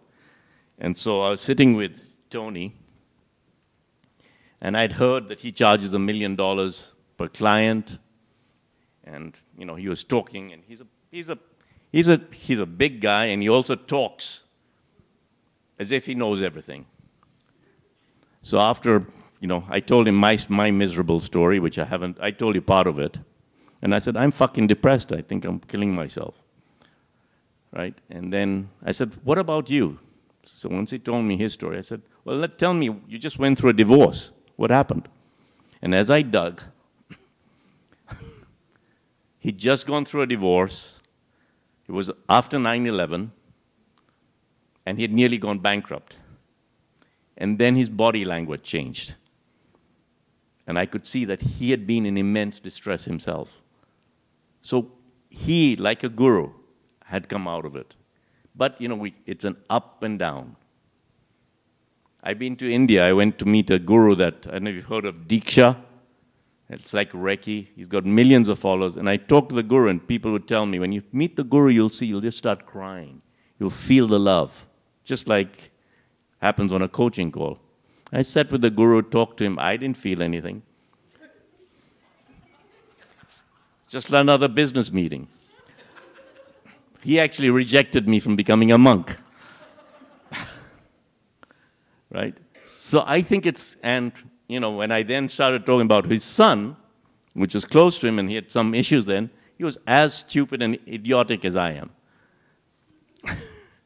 So I think, we don't talk about suicide, we don't talk about depression, but I think there's a continuum. And it starts from melancholy, sadness, despair, maybe anxiety somewhere, thinking about suicide, and then killing oneself. Right? And we don't talk about it, and that's why it's become such a stigma. And I think it emanates from religion, because we commit a crime. Committing is a crime. You don't say you do a suicide. You don't, we say commit, which is a crime. I think in the Christian religion, it was a crime. In Islam, it's a crime. And in the Judaic tradition, it's crime. And in Buddhism, it isn't allowed either. So that's all I have to say. I'm not going to talk more. Barry, come in and take over. Unless there are any questions for me or Candace. Yeah. Does anyone have any questions For any of us? It's been a long day, and I don't want to extend the day. And any questions for Candace or me or anyone? Sure. Candice, I'm at the mental health ward in the hospital, and we have people dealing with recurrent things, mental health and substance use. Yes. I'm at the mental health ward at VGH, and we have people with mental illness and also with substance use. So I'm interested to know what you think in terms of not enabling people with their substance use within a hospital kind of environment. So the question is, what do I think about whether you're enabling people with substance abuse at the hospital? What would you feel would not be enabling? What would you feel would be helpful for people if they wanted to make that choice of not using? Yeah. That's such a good question. I wish I had more time to think about it because I think it's an important question. I know that there was kind of almost a hierarchy. There's a variety of different kinds of depression and ailments when I was a patient there. So some of the people were a little scary, Whoa. And I was there for almost a month. But I think there needs to be a lot more talking, as everybody was saying. I think there needs to be more counseling and maybe less drugs. I know that, there can be a difference between a chemical depression and a situational depression, but even if there's a situational depression, if there's a chemical depression, there's also a situational depression. And if there's a situational depression, it doesn't necessarily mean there's a chemical depression. But we need to get to the situational depression. It's like, the way I see addiction is that it's a symptom of what's underneath it. It's a devastating symptom, and especially now with fentanyl and all, people dying everywhere, every day. It's a horrible symptom, but it's only a symptom of what causes the people to do it. Why are people doing this? Why are people feeling so depressed? What is going on? And we need to get to that with each person. Otherwise, if we don't understand why we're doing something that's sabotaging, if we don't understand that, we're going to continue to do it.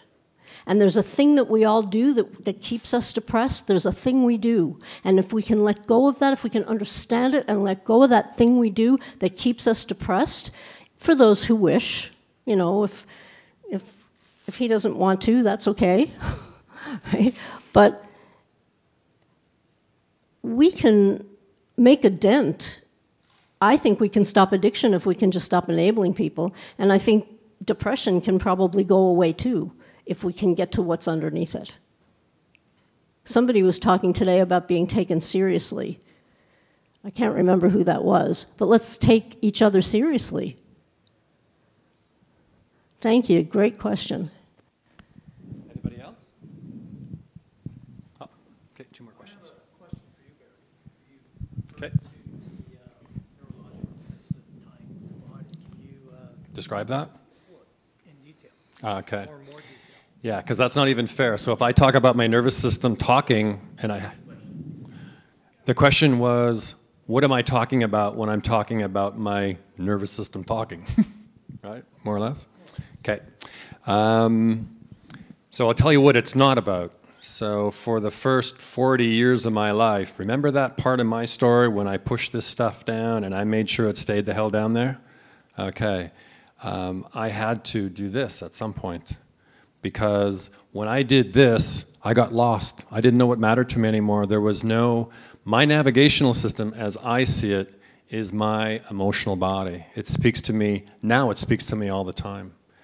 But when I had experiences that frightened me, and I pushed them down, they were gone. So people ask you how you feel, and I go, what the hell are you talking about? I have no idea what you're talking about.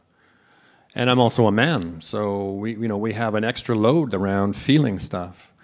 So what I'm talking about is sensation. And so, at one point I talked about that lump in my stomach that was just yuck, pure yuck. That's one form. But now I have what I would call intuition. So when something is powerfully resonant for me, when I hear people talk from the heart, as Nova did when she was explaining here, I have sensation all over primarily in my arms and my chest. And it's never wrong. It always tells me what matters to me, or it tells me that significance is nearby. It doesn't use the neocortical brain. It's this older limbic system, and it speaks to us in ways that, we live in this rational age where, it's reason is the champion and the limbic system is secondary somehow. But what good is a reason machine if you're dying inside? So that's what it is to me. I eventually, through a process where I got to listen more and more, and once they saw room where the sensations, I gave them more room, then they just played a bigger and bigger role. But when people ask me how I'm feeling right now, I can tell them pretty much exactly how I'm feeling, and I can tell them why I'm feeling the way I'm feeling. So all that mystery about how I'm feeling and why I'm feeling the way I'm doing is gone. It's completely changed everything, because now I know what matters to me. And for so long I didn't know, because they were unavailable to me. completely. I was flying a plane. I was flying a sports car down the road at 1,000 miles an hour, and I didn't have a friggin' clue how to drive it. Didn't have a clue. So guess what? It didn't end pretty. I got hurt. Other people got hurt. I ran out of gas. And guess what? You can end up dead as well. Especially men, because we do things in a bigger way. So, when we get reckless, we really get reckless. So I think, and this system is not just for women. And men are as sensitive as women, and we have as much access to as we can. We may not have been raised to think that, but we have full access to it. And once guys, and especially businessmen, once they understand that there's a whole engine waiting for them just to harness, it's just sitting there waiting, and they're already creating these beautiful businesses stuff without it. Imagine what they could do if they could tap into this thing and just go and never run out of gas. Because you never run out of gas with this one. Never. It's an infinite engine. So does that help a little bit? It sounds a little woo-woo. If I was in the audience 15 years ago, I'd go, what the hell are you talking about? I don't, if it does exist, it doesn't exist for me. And my belief is every single one of us have access to this engine. And it is such a shame that men as a group themselves are keeping this from us, because a man with access to this thing is a pretty amazing creature. He can bring relational success to families and businesses, where every day the family is a little bit better, or people in the workplace are a little better just for being around this guy. That's my belief. Any other questions? I'll take one here. I can probably get you. I had a question for Alnur,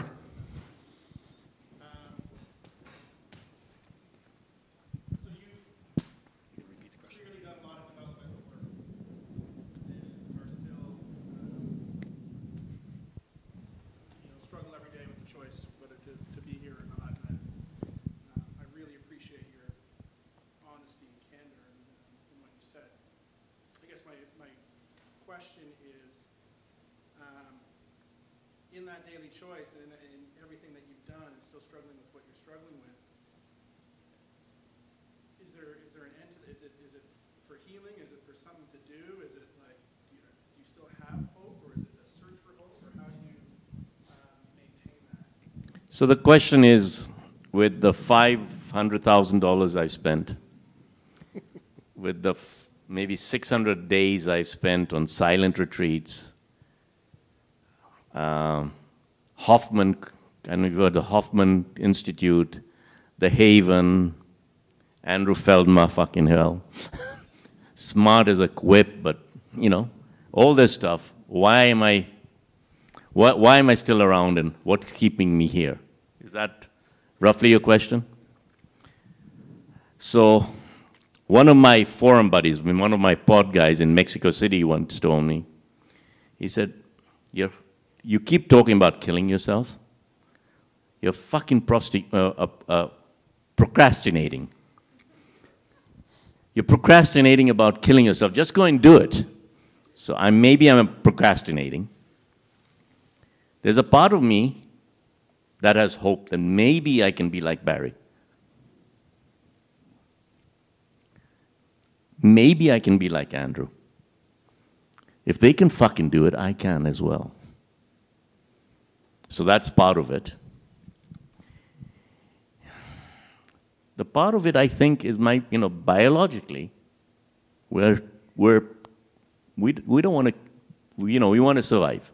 Even if I drink the poison, my body's going to try and fight it. It's going to throw up. I've studied this at length. Right? So biologically, it's not there. Mentally, I've done everything I want to do in this world. I've traveled to 70 countries. I've flown on the Concorde. I've had enough sex for a lifetime. I've had my kids. I've done everything I want to do. So I'm going to an ashram. It's called the Upaya Zen Center. I'm looking So maybe the reason my karma in life is the mystery, to search. I don't know. I know I don't know, and I know nobody else knows. And everybody says who they know, they're bloody bullshitting. Does that answer it? So just to gossip a little bit about El Nur, at the Haven, he goes down in the history books at the Haven. So we do something we call a clearing. That's where you take a relationship where you're experiencing some energy and you go through a process where supposedly you come out the other end, and guess what? You don't have this distance. Well, they're supposed to be like half an hour. His was 12 days, and it's still not over. He brought, clearing is about surrendering of sorts. He's a warrior. He hasn't surrendered.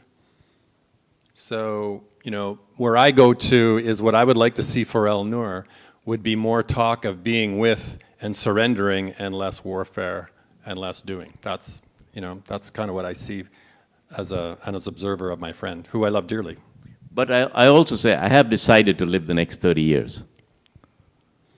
I have decided that. Right? So now it's how am I going to do it and what I'm going to do, and how am I going to get into a state where I can feel, I do feel joy lots of times, you know? Like through the day today, there have been times that I've been very happy. I'm feeling good right now as I speak. Maybe when I go home, I'll say, what the fuck did I do with this 100 people here? Do I really care if they kill themselves? Not really. Yes, I might say that. And the other thing is, El Nur knows the value he's added to my process. So, you know, creating this event, I needed someone to, I needed fire, and he brought fire. He knows he brought the fire, just that simple. So that's something he knows he's got, and he's brought to me. So.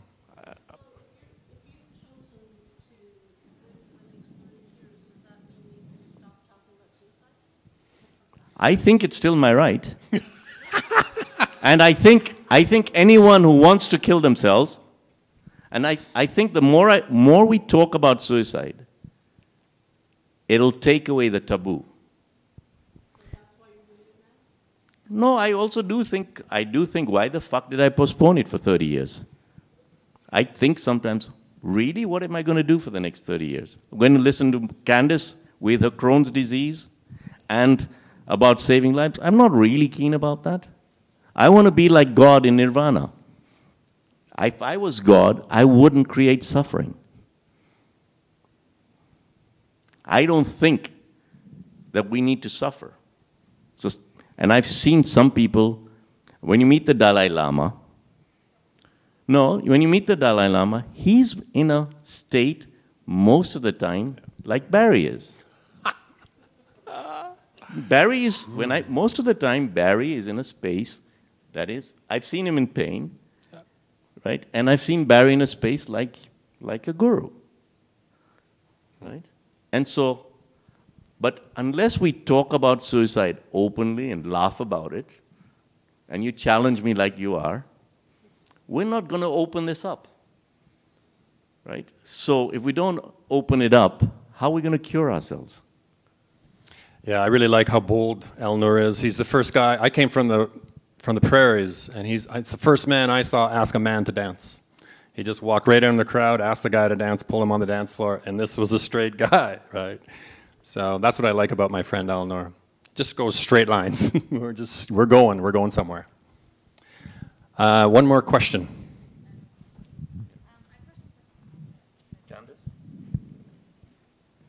I'll speak louder.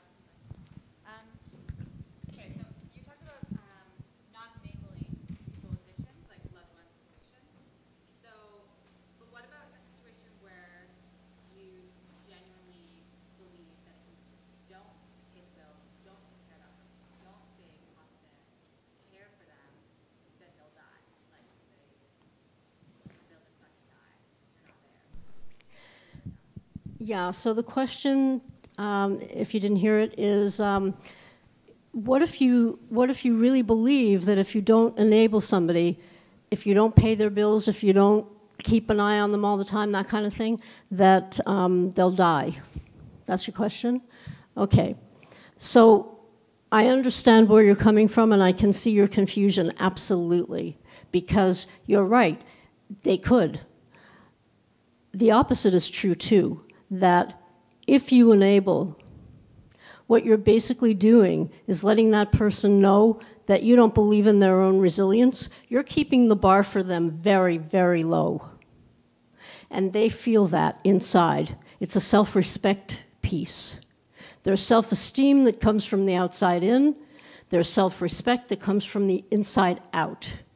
And when an addict is being enabled, trust me, I know this, we don't feel like we can do anything. Why should we even bother? And we don't get well. The other part of that is that I have a spiritual teacher who talks about how we can't, sorry guys, we can't get sick enough to make somebody else well. And I think what you need to do is more along the lines of being the change you want to see. Start having a good life yourself, because the addict's going to see that and want a piece of that. We use addiction, and sometimes we use depression, strangely enough, because we think it's going to make us feel better. But, that only lasts for a minute or two. And then there's the rest of life to deal with, like Alan was saying. What do I do with the rest of my life if I'm not depressed? What do I do with that? What do I do if I'm not addicted? What do I do if I give up my best friends of addiction and depression? Help them do that. Believe in them. Addicts can change. I'm right here. I'm living proof of it. And, it's hard sometimes because I was saying this to somebody earlier tonight. I haven't always been this person. 30 years ago, you would not have wanted to know me. We change, we grow, we can. And you need to help us do that. You need to learn the difference, I think. I hate saying you need to. It might be beneficial for you to learn the difference between enabling and helping. And that's in my book, and I'm happy to give you a copy that you can read and see what you think. Okay? But you're not doing the addict any favors by enabling them. It's not a loving act. You're keeping the addiction going. And I guess I would like to add one piece would be a focus around if you have a sense of what's going on for you when you're choosing to act one way or the other, if it seems like you're coming from fear, generally we don't bring anything beautiful when we're coming from fear. So if I can just follow up with that, and this is in my book as well, there are 3 acronyms for fear. FEAR. Fuck everything and run. False evidence appearing real. I'm never going to get better. I'm never going to feel better. I'm going to want to kill myself for the whole rest of my life. Whatever. False evidence appearing real. And the third one is face everything and recover. That's the one I choose. It's non-negotiable now for me. And, I'm not saying that I'm perfect, please. I'm not saying that I have all the answers, but I know for me that I don't want to be miserable anymore. Been there, done that. It's done. And it doesn't mean I'm happy all the time, and it doesn't mean that I don't have problems, and I have growth periods sometimes that make my hair stand on end, still. But I come out of them a lot faster because I choose not to be depressed today. I can be sad. That's a whole different thing.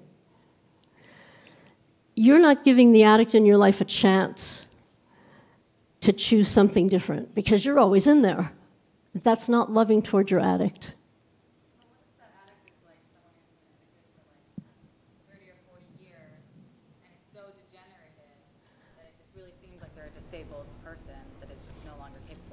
Raise the bar, even a little bit. Expect even a little bit more. But even if they seem so really degenerated? Yeah, why don't you try it? I'm not a big fan of Dr. Phil. at all, but he's got this question that he asks people. He says, how's that been working for you? And most of the time when he asks that, the people say, not very well. That's what he banks on. That's what he gets his money from. But when the answer to the question is it's not working very well, then the next question really has to be, are you willing to do something different? Are you willing to try something different? How about if you tried an experiment? Raise it just a little bit. Expect more from him. For example, I'm not saying you do this, I don't know you, and it doesn't matter whether you do or not, but for example, sitting at the table, he's finished his meal, expect him to bring his own plates to the kitchen and maybe even wash them. Just a little bit at a time, baby steps, just a little bit at a time. I believe in your ability to be able to take the dishes to the kitchen and wash them. Go for it. Try an experiment, see what happens. I don't think you're doing the person that you love dearly any favors. There are ways to help him. That's what I'd like to help you learn about, is the difference between what you're doing and actually helping. Okay? And to you. And Candace is not saying it's easy. I mean, I have a lot of feeling for people who are torn between our love for someone and trying to figure out what's good for us and them and all that. It's not easy. But the one thing that I've learned is that when I began to change my relationship with my fear, it's important for me to know what my fears, what my fear is trying to take me to, so that I can make as wise a decision for me as possible. And yeah, so some consciousness around fear has been, it's been my greatest teacher. So. I have a different take on it, as you would expect. Sometimes I think, you know what, the worst can happen, he can kill himself, or they could kill themselves. And we're all going to die anyway. So, if you raise the bar, there is always a risk. I mean, but that's a risk, that one needs to decide to take or not. Right? It's a tough decision. It's not easy. But, there's the risk, and nothing is, one and one. And life is not like that. So sometimes it's a big risk. So just recently, I was engaging with a friend back east who was really suicidal. And when he engaged with me, he was at a place where I was really the last person left. Everyone else had cut and run because he was really difficult to be with. And he started, I'm sensing this, you're torn. There's, if I do this, what happens? And my friend was playing that game with me, and I just stopped it dead. And he wasn't expecting this at all. And I said, don't tell me how to feel. And I told him exactly how I felt, that he was bringing something that was toxic to his relationship with me, and no doubt to his family, which had all cut him off. And I more or less read him the riot act, and this is a guy who's right on the edge. And it was his choice what to do. It was it was the edgiest thing I'd ever done.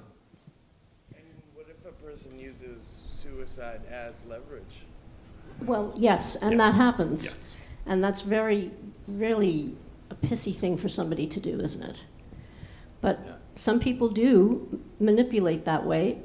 What I've learned, from my own experience and from working for 25 years with people with addiction and depression and anxiety and all of that, is that most people, where is he? Most people who say that they're suicidal, who feel suicidal, really don't want to die. They don't know how to live, and they don't know what to do to live a different kind of way, but they don't really want to die. Some people do want to die, and they die. But I think the message really needs to be, I love you so much. I love you so much, and I understand now that I've been enabling you and that that's not good for you, and so because I love you so much, I'm not going to do that anymore. I'm sorry. I apologize for having done that to you. I'm not going to enable you in addiction. I'm not going to collude with you in misery because I want you to be happy. I want to be happy with you. So I'm not going to collude in this depression with you. Let's try something different. Let's see if we can turn this around even a little bit. Look, if they don't want to, they don't want to. That's their choice. And Eleanor is absolutely right. We have the right to take our own lives. I totally believe that. You have totally at choice with that. All of us are. But since we're going to die anyway at some point, what if we decided that maybe we were going to enjoy life a little bit more until we die? What if that was our focus? What can I think about today? What can I be grateful for today? What kind of fun can I have today? Even a little tiny itty-bitty bit of fun today. Because I'm going to die anyway, so maybe until I die, I could be a little happier. So yeah, that's the ultimate test of your commitment to your emotional health, is when someone is threatening to kill themselves if you take care of yourself. So there's Yes. the test, you know.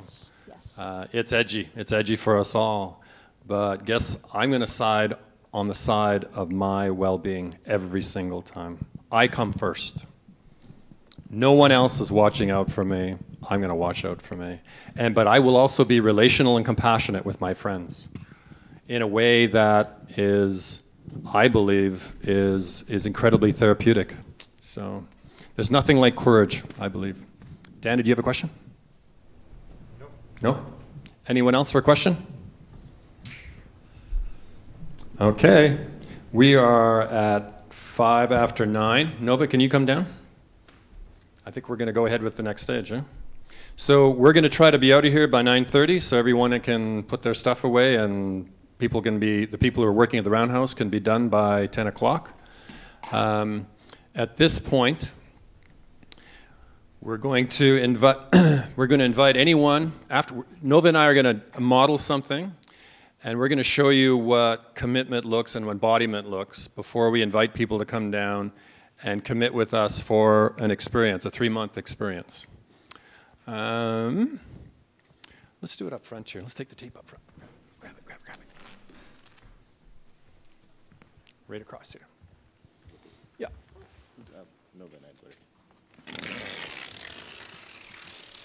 Okay. We have a piece of red tape on the floor. Selena, does this bring memories back?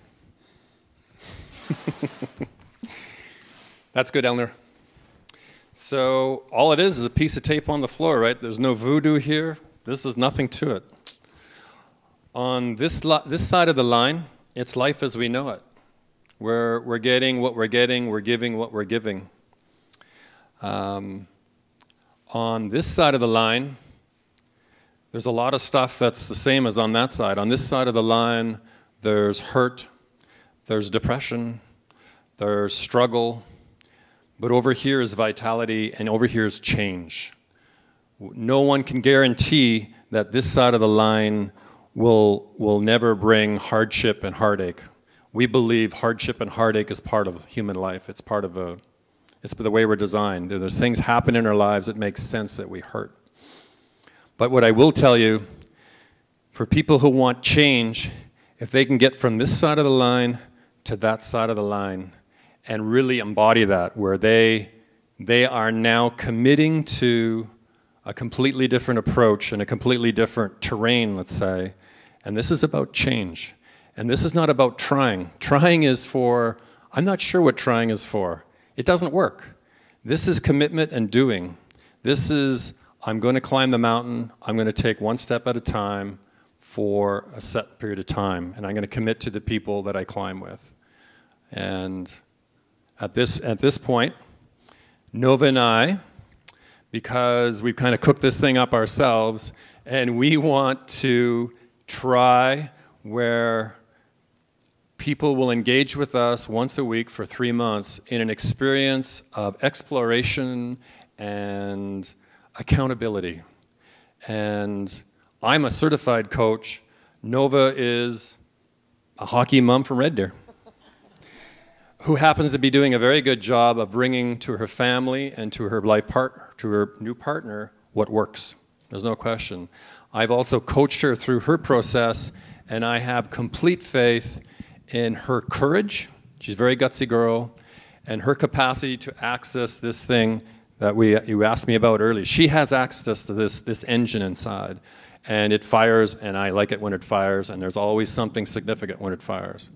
So when we step across this line, we're committing to a process for 3 months with whoever wants to play with us, and it's still sort of unknown. We don't know exactly what we're going to create, but it's going to be an us. Barry, before you do that, what about the people who are online and listening? Good point. So we will have you commit in the same way that everyone here will commit, but it'll have to be done in a way, initially it'll be like an email. Barry and Nova, I'm committing to a process with you, and we'll either start it in January. If you can't make that one work, we'll start one in April. And guess what? We're going to have to pull different time schedules together. So, you know, Alberta's an hour ahead of us, Saskatchewan's 2 hours ahead. It depends who gets part. We're going to make this thing work. We're going to find a time, and we're not going to let the saboteur say, I can't get out of bed that early or I can't stay awake that late. This is commitment. If you commit, you're committing.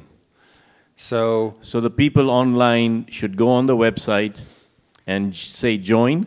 Yeah, they should. Okay, good point. So we need a message, and again, it doesn't have to be right now. We're modeling something. We invite people to commit right now, but I don't want you to think that this is the only moment. But I want you to see what commitment looks like, and this is how Nova and I changed our lives. That simple.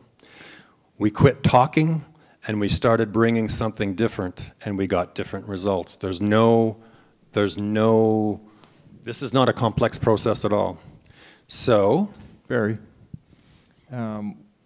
just another clarification, I think would help is when we invite people down here, for those people that are streaming online, I would suggest that those that want to make the decision today get up out of their chairs, okay, pick a line on the floor in front, and step across in concert with the people here. Okay, that's really good. And it doesn't have to be a red line. This can be, you just take your toe on the carpet and make just another color, but we want to know that you are embodying this process, because this is dangerous stuff for the saboteur. The saboteur doesn't like this. And when Selena did this, there was an explosion of sensation and heart palpitations and breath and stuff. So that's how we know it works. When the saboteur gets that stirred up, we're getting really close to something. So I think we're gonna have to Mary Poppins this shit, right? Like just jump like the sidewalk on. Have you not seen Mary Poppins? you're gonna do the Mary Poppins thing? Oh. I'm gonna do like a Michael Jackson thing across there. Okay. So just to be clear, what are we committing to? Oh. Everybody that is committing 1 hour of their life to us for the next 3 months. Once a week. Or sorry, once a week. Did I say that? Once a No, month? you said one, but it doesn't matter. Yeah, and that we are going to support it. So, and we want to do it together. I have found one-on-one coaching or trying to hold a group to be, this is way more fun when I have a buddy in here with me. It just is. And Selena, are you willing to be in this part or not? She is? Okay, up you go. Yeah. So what I really like about what Selena brings is she's incredibly articulate. And yeah, she's already begun this process. She did exactly this step with us, how long ago, a month ago or something, and it was a big deal. It was a really big deal. It was a very big deal. So Nova and Selena, when we cross this line, we're committing to whoever joins us from out there in the virtual world and to anyone who joins us here that we're going to go through a process with them for 3 months. And that means we're going to make it work. We're not going to let life get in the way. So when you guys are ready, you... We might as have a bit of a ceremony, right?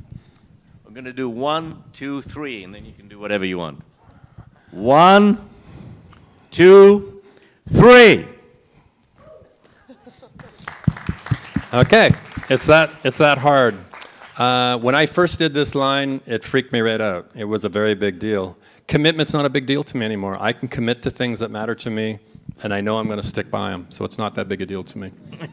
On that side. Okay, it's that easy. So for people out who are streaming, find yourself a line. And for anyone who wants to join us, please come down and join us, and we're going to go through the same process. Again... Anyone from the audience, please come down who's willing to make the commitment. You've been asking about it. And the other thing is, we're going to break 2 pods. One is for the person himself who is struggling with depression or some sort of emotional distress, which could include addictions and all that. And I want people, maybe we'll do it maybe at the same time, and if there's anyone here who has a loved one who is either depressed or addicted or something, I want them to engage as well, because they are such, everyone just, it's all about helping the depressed. What about the people who have to live with us? How the hell do you figure out how to live with us? It's hard to live with us. So is there any loved ones there who also want to join the pod? Come along.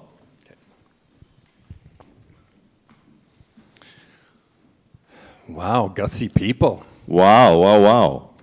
Fantastic. Let's have a hand. Come on, for everyone. Let's have a hand. Fantastic.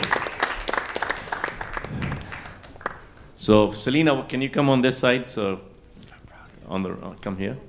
Yeah, come on this side. Yeah. So, by the way, Darren, my buddy Darren, was my co-presenter in 2015. He told his life story in front of a room full of strangers before he shared it with his own family. So can I have a round of applause for this guy? Well done.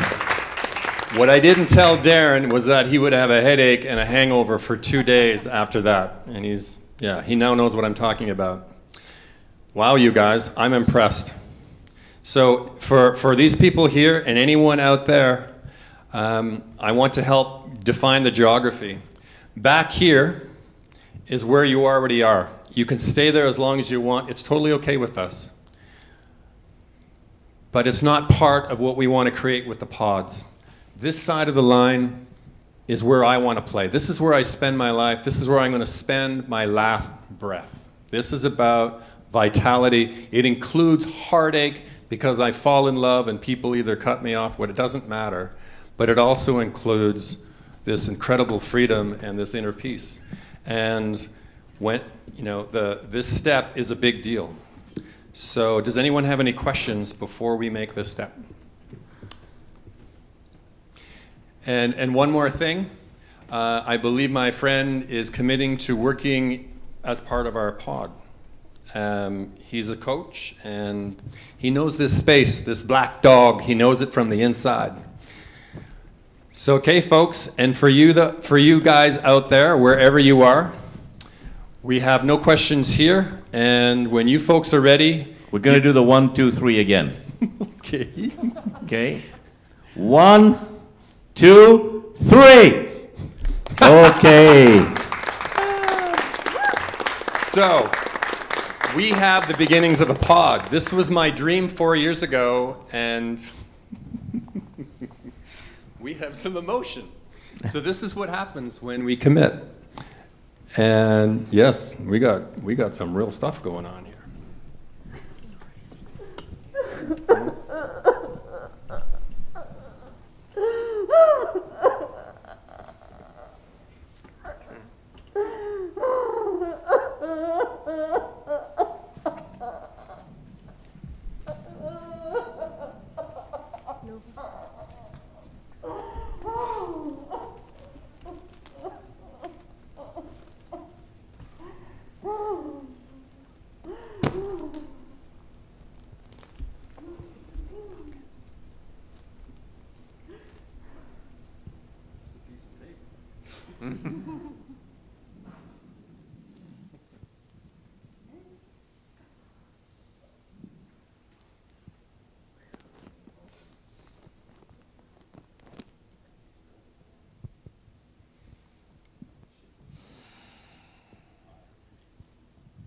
This is why Barry and I do what we do.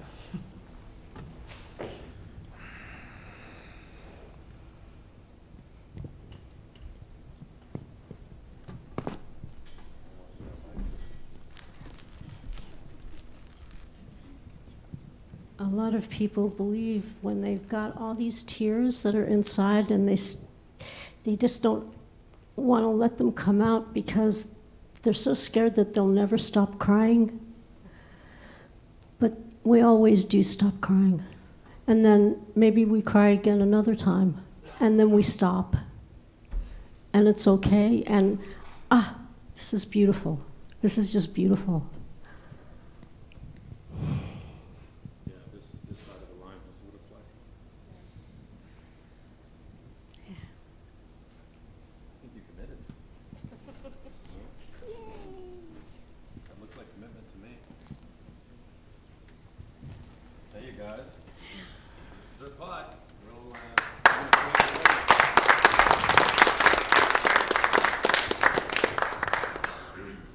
Howdy.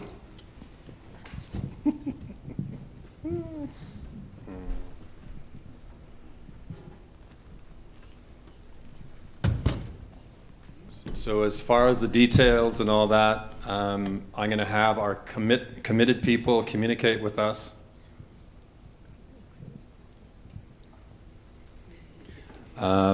We'll make sure, and I would like anyone who wants to be part of this community as we walk forward to hit our website, depressionconfessions.org, and hit join us so we can keep in touch.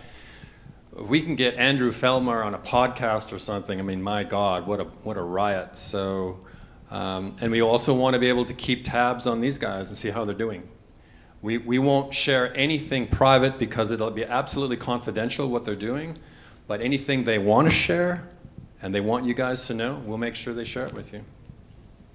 So, and that's it. So, is the poem. Right. Do you want to read yours first? Yes. Okay, we have two little pieces. One is a piece they used at the Haven and well, not just the Haven, all kinds of places. And it's a powerful piece that sums up emotional life and what works and what doesn't work.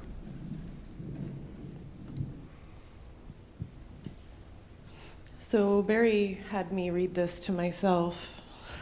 I know you know where it is.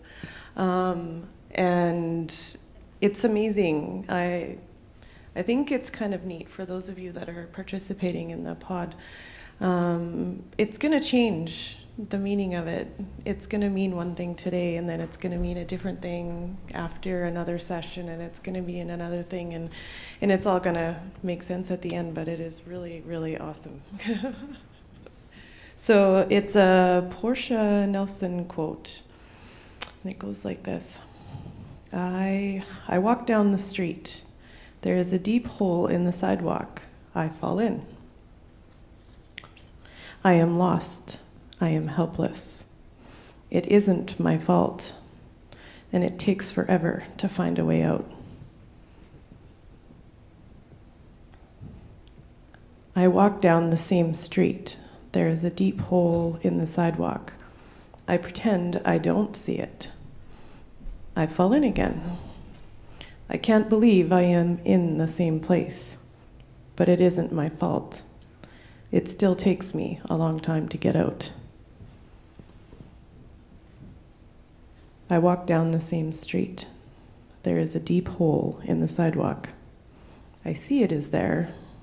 I still fall in. It is a habit. My eyes are open. I know where I am. It is my fault. I get out immediately. I walk down the same street. There is a deep hole in the sidewalk. I walk around it. I walk down another street.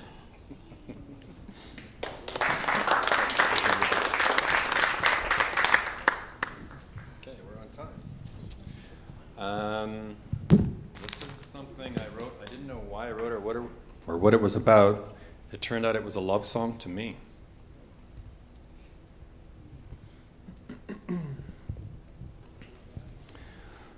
I call it At Sea, a love song.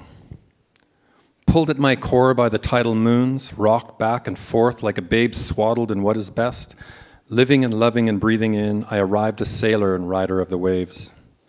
The sea itself lives, a constant oscillation of form and light where every moment offers a new quintessence, a visual feast of plates and color and texture and curves and lines and translucence.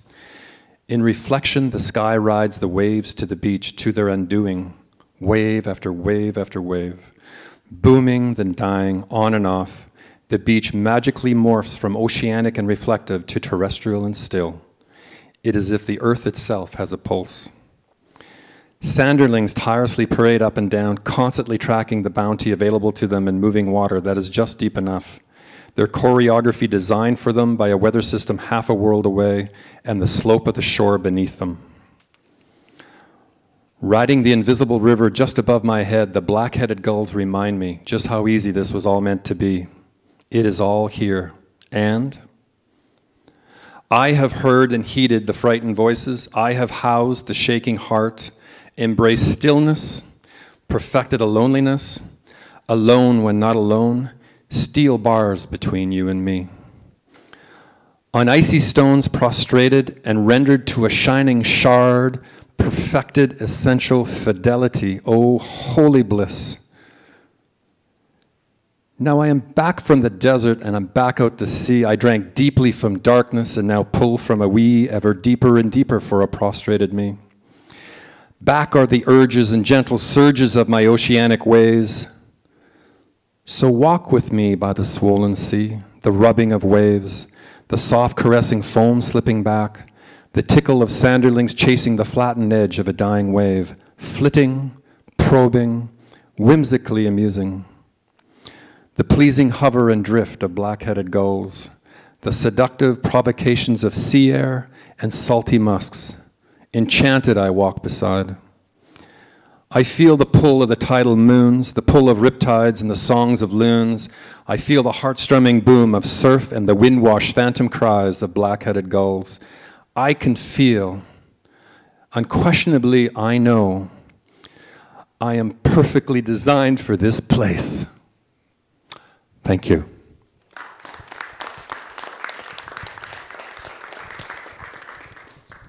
That's it, folks.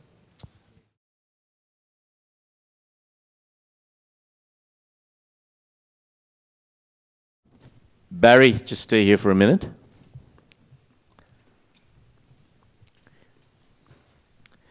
So it's 9:28, we have 1 minute. I just want to say to Barry, I'm speaking on my behalf and I think on everyone else's behalf. Thank you very much for all the work you've put in. Candace, you know it. Everyone who's been involved knows how much work Barry's put in. You put your stake in the ground about a few months ago and said you wanted to do an event. You don't know many people in Vancouver.